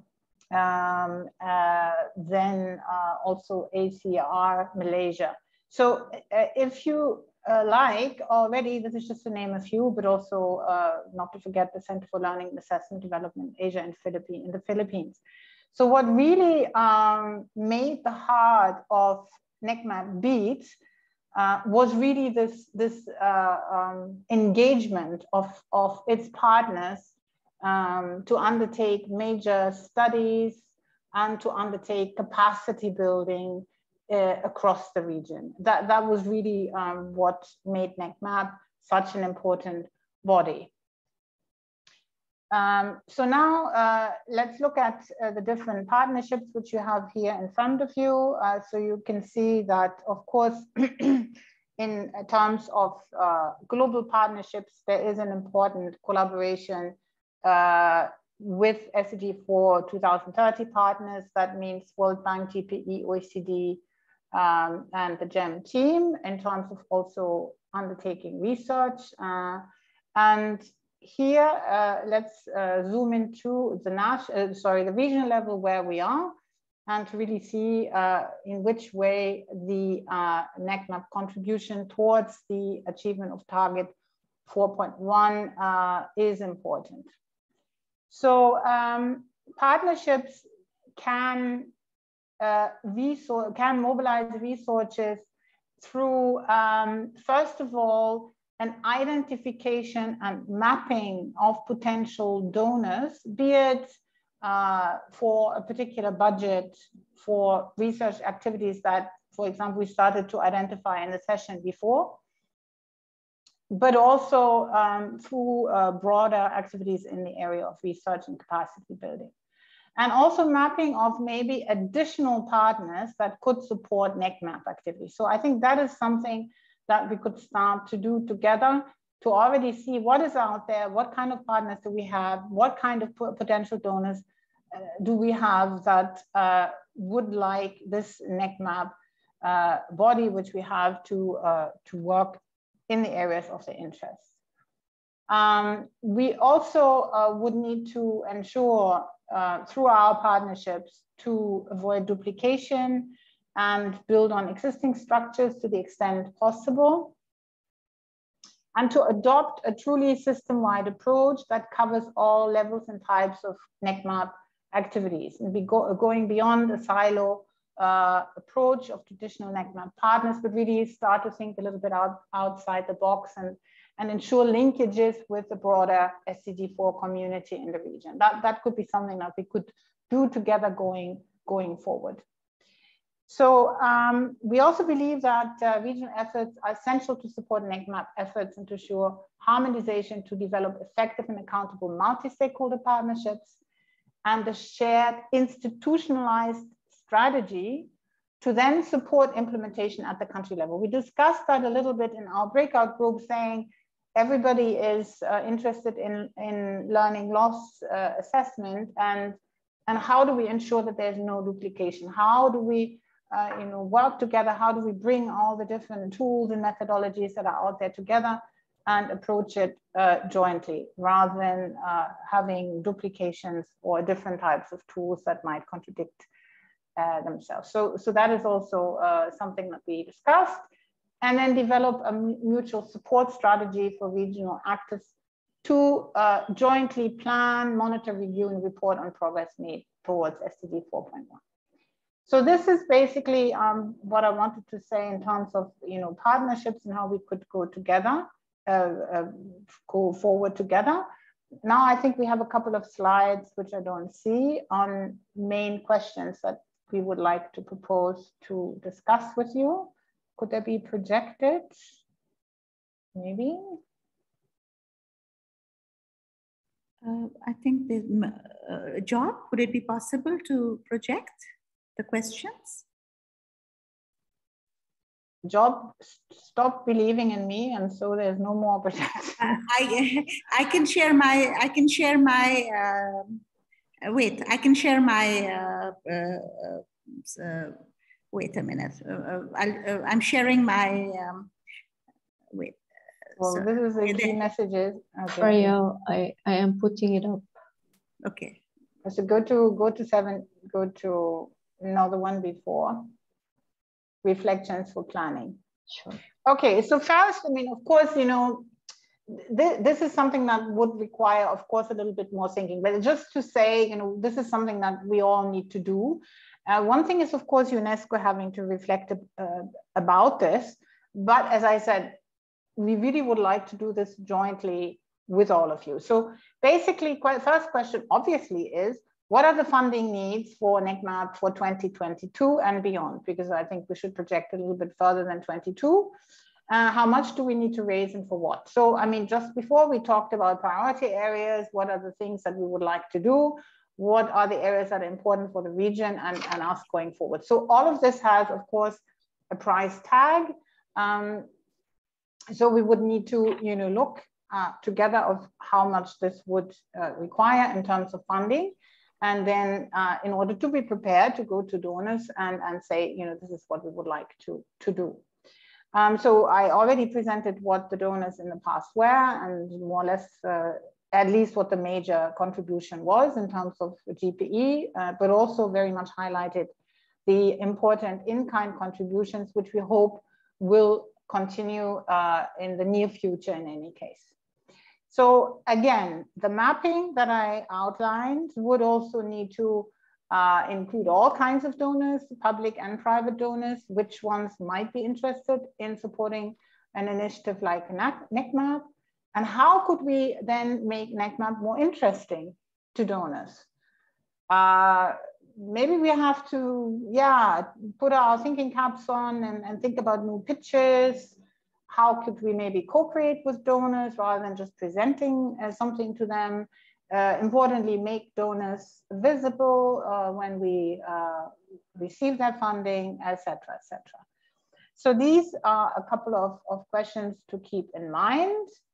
And then I'd like to have the next slide for our discussions, which I would like to put to you in the remaining time we have another 15 minutes. We're a little bit late, on who are the potential donors that are part of our network who could contribute to NEQMAP programs.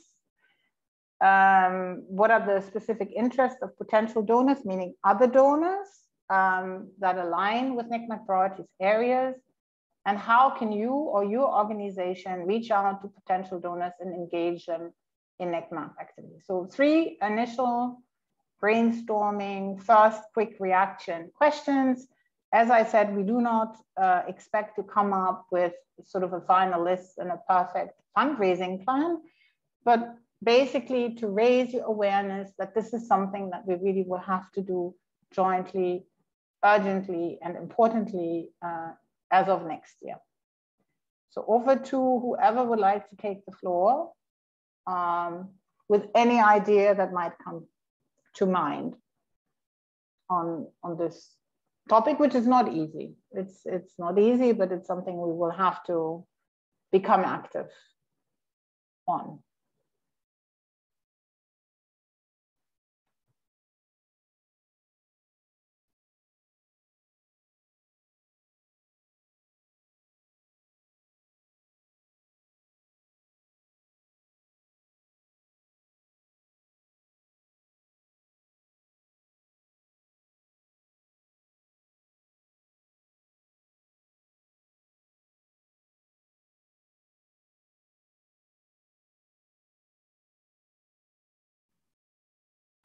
We had asked some of our network members to perhaps prepare some statements which perhaps could be shared, or if you would like to share your ideas and thoughts around this, that would be really great.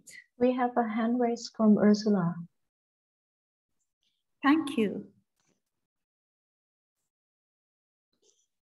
Yeah, thanks a lot. I was just thinking about past experiences in this regard as well. And I think what has really helped is to have a clear plan in place for specific activities and have these outlined really well and well prepared. And because then it makes it a lot easier to pitch to potential donors and identifying which activities align with donor interests as well. So I think just thinking about it, you know, more generally might be a bit more difficult than having really concrete proposals in mind. Thank you.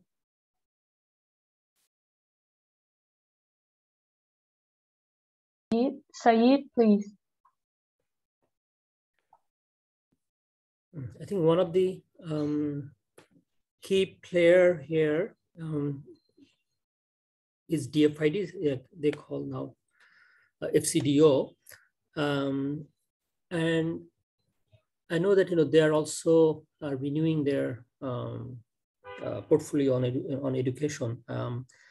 We were supposed to actually have a meeting with DFID here. So we were just thinking that if the members initiate some specific programs, and as Ursula said, but also at the same time, maybe it's also good to have an understanding with the, with the country donor agencies. So it's like if we talk with, DFID here, what are their priority areas, and then we can actually match them that, how NEQMAP's priority areas match with their priority areas, and maybe as member, we can then pitch multi-country projects, or that would be of interest to them.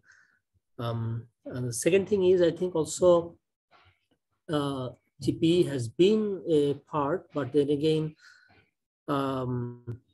as you know that, so funding the networks has been a key area for the Education Out Loud, the funding, particularly in all the, call they have also 1, 2, 3. So they also have this network. So how,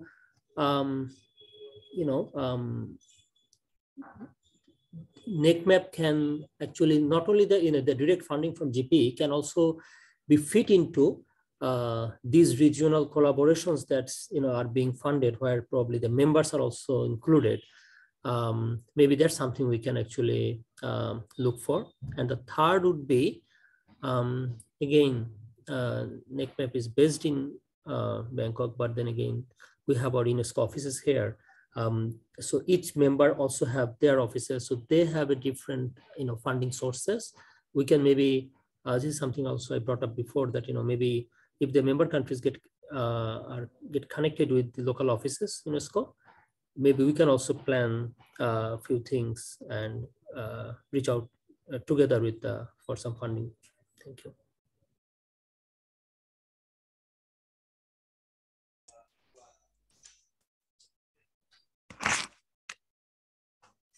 Thank you. Are there any further suggestions, ideas? Yes. Yes, please. Hi. Yes. So actually, one of the options I was thinking is the GEM, Global Education Monitoring, which is supported by the Australian government in collaboration with the ACER in Aus. So their responsibility is to monitor the quality of education worldwide. So for that reason, this education assessment in this region is more or less compatible with their main responsibility. So this is one of the options we can consider. Another one is the OECD. OECD is also helping us other developing countries, like offering the PISA D for developing countries, something like that. So for that reason, OECD and IEA are also the good partners for our network system. So I propose 3 areas. The first one is the GEM, and Australian government, and the second and third are OECD and IEA. Thank you. Over. Thank you very much.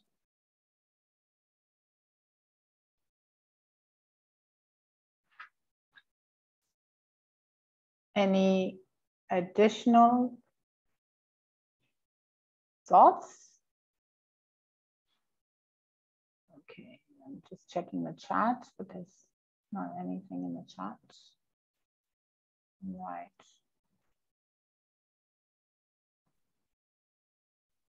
Okay, so I mean, I think sort of some of the ideas or sort of reactions. I mean, of course, Aki was to say we need to have a clear plan in hand to pitch to donors. I think definitely that is something that we need to do.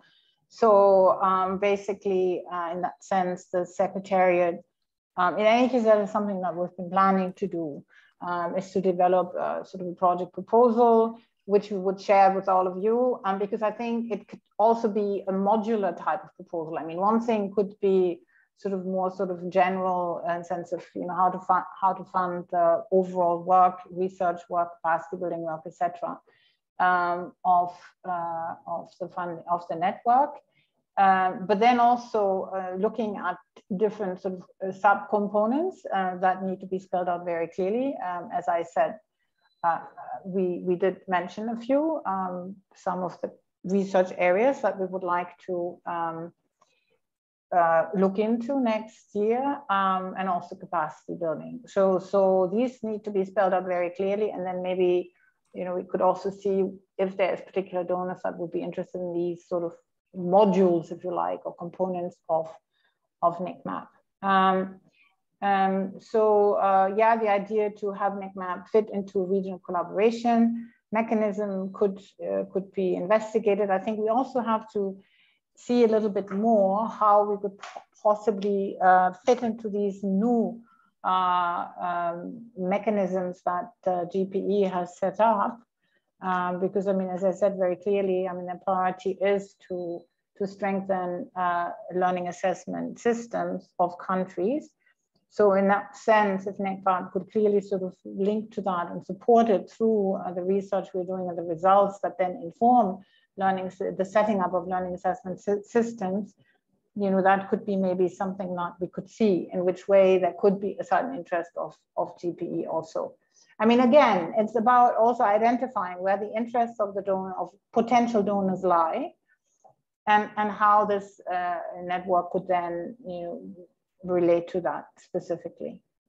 And then, of course, as you mentioned, looking at the different existing mechanisms in terms of how certain governments or organizations are already supporting countries, and to see how this would be supporting a particular research that could be then undertaken by NEQMAP. So yeah, so I mean, we took note of all of these.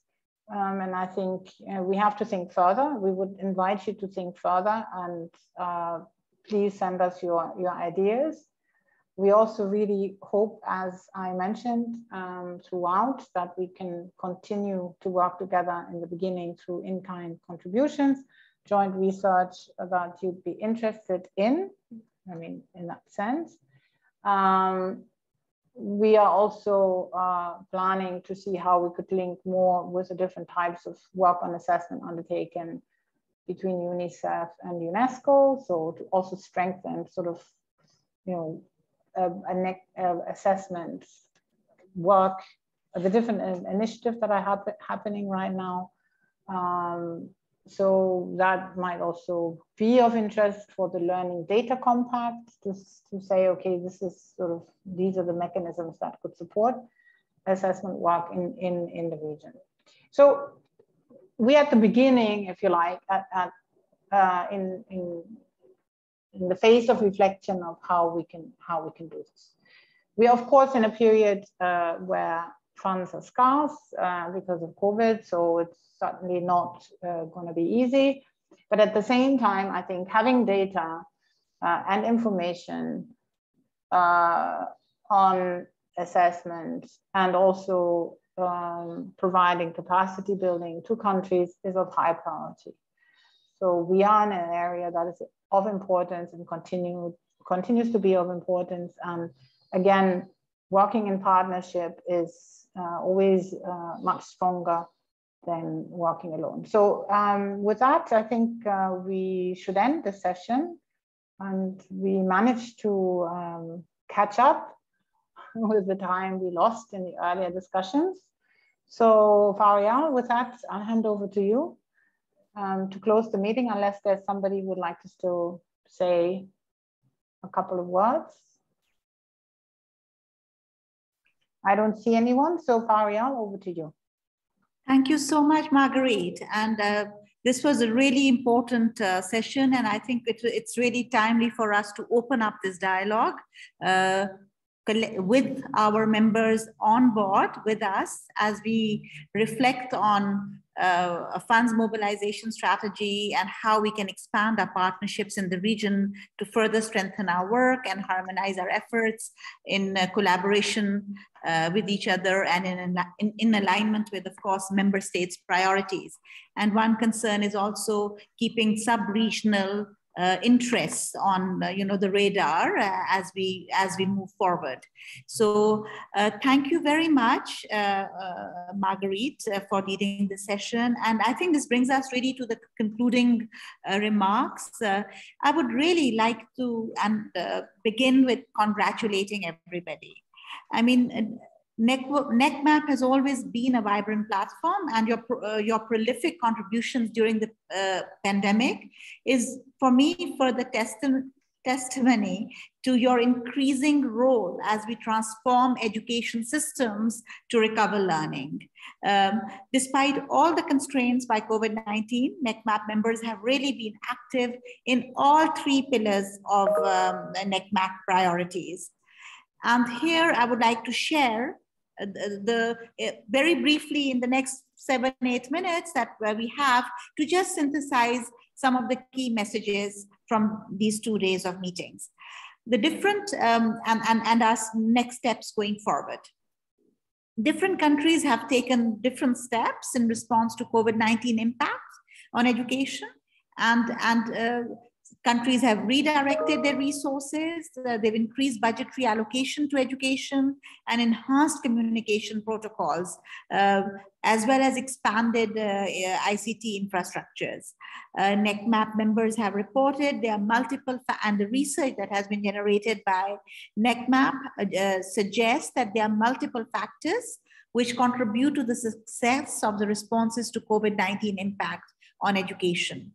Curricular adaptations and modification has been critical to cope with the crises and to preparing teachers for hybrid teaching and learning, the use of flexible strategies like benefiting from information technologies, schools preparedness, and contribution of other stakeholders, especially public-private partnerships, as well as with the non-formal education sectors, like community classes, has helped students from diverse backgrounds in different geographies.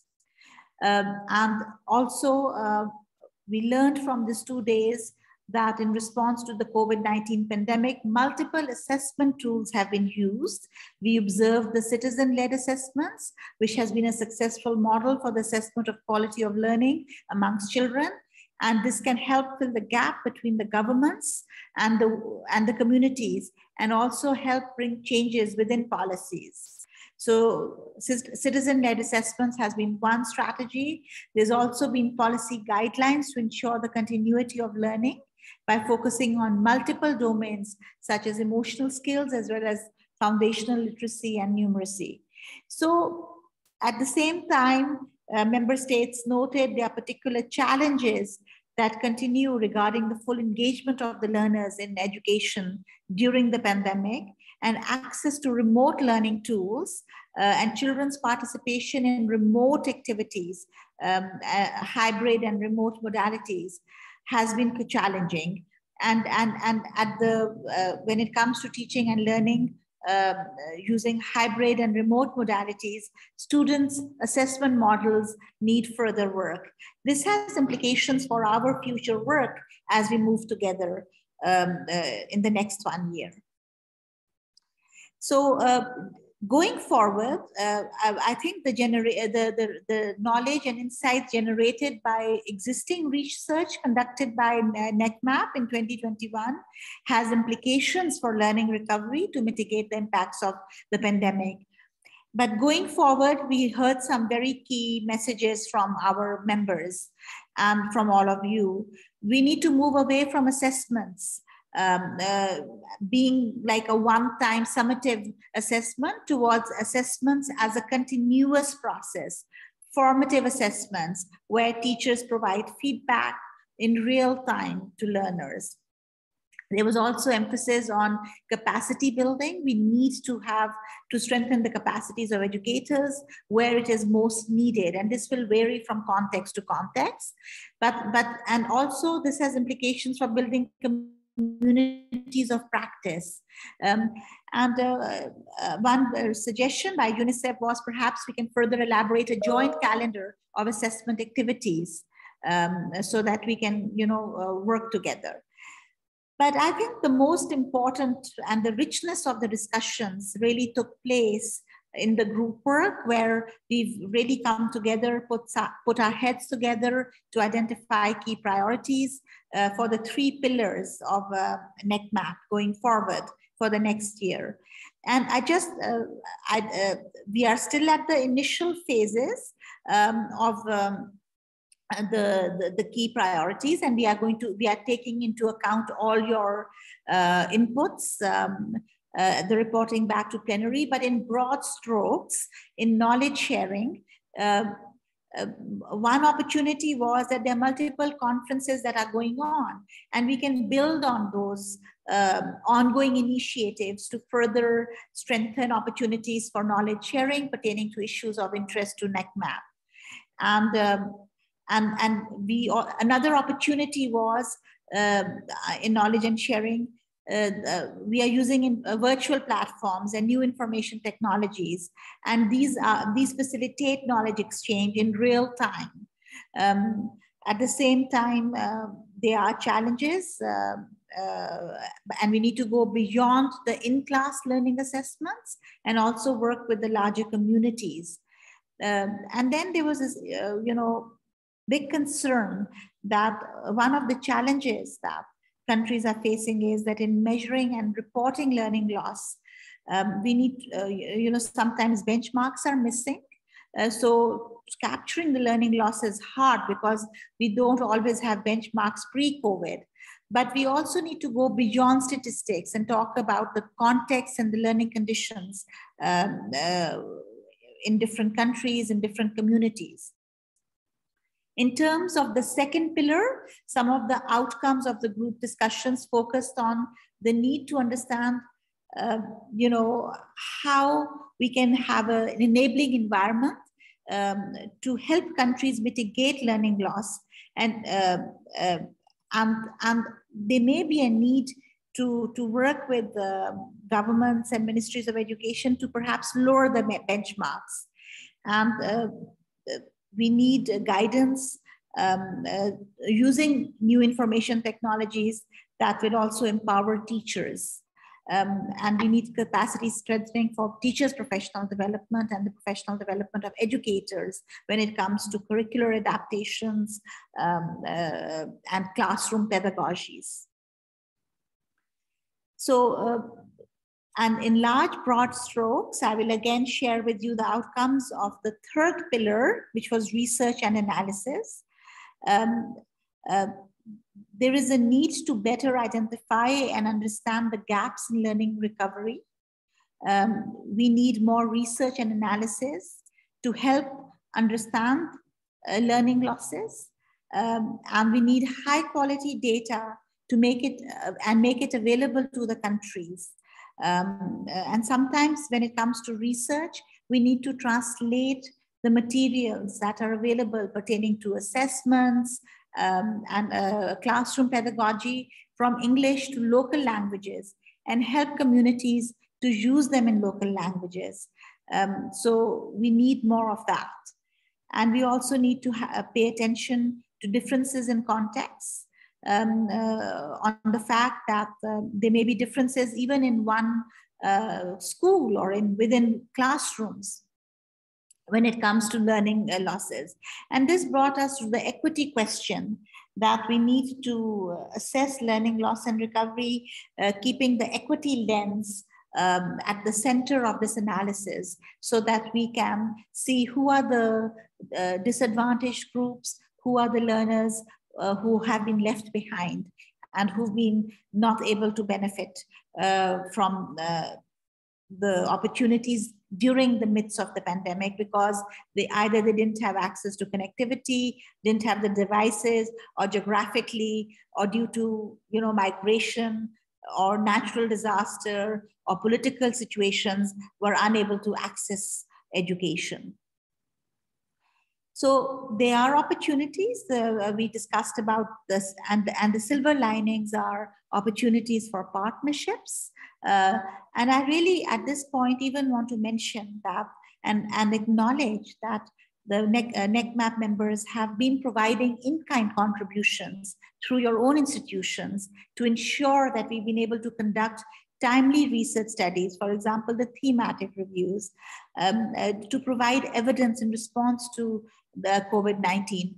I want to acknowledge that this would not have been possible without your commitment to our shared objectives. So these 2 days have been rich. We've learned very important lessons from the work that you have carried out, from the research you have carried out, and we've had opportunities to brainstorm on our way forward. I think there's a lot of work we have to do. There's plenty more, and I hope this meeting is going to be the beginning of a dialogue and the beginning of coming together to strengthen our efforts as we move towards 2022, which we hope will bring with us light and some respite from the pandemic that we've had to deal with. Of course, the situations will continue to be challenges, but we also hope that we can now cope with the situation better as we move forward and really revitalize the work that we are doing in response to the important work that needs to be done. So these are my words to thank you for your efforts, for this collective endeavor, and for our working together hand in hand, keeping learning at the center, keeping learners at the center of our work. Thank you very much all for being with us for 2 days. And each and every one of you has enriched the dialogue, brought food for thought, and informed. And you are going to shape, we are together going to shape our work forward together. Thank you very much. With these words, I would also like to thank all the UNESCO colleagues, Marguerite Sachs-Israel, our chief for quality, inclusive quality education. I would like to give a hand of applause to the team that has been working over the last few days. Chayapon, would you like to put on your camera as we wrap up? Lee, Wang, Job, Keng, and all our partners. Perhaps we can put on our cameras as we conclude this meeting and say goodbye to each other as we continue with our work going forward. Thank you. Thank you. Thank you very much. Thank you.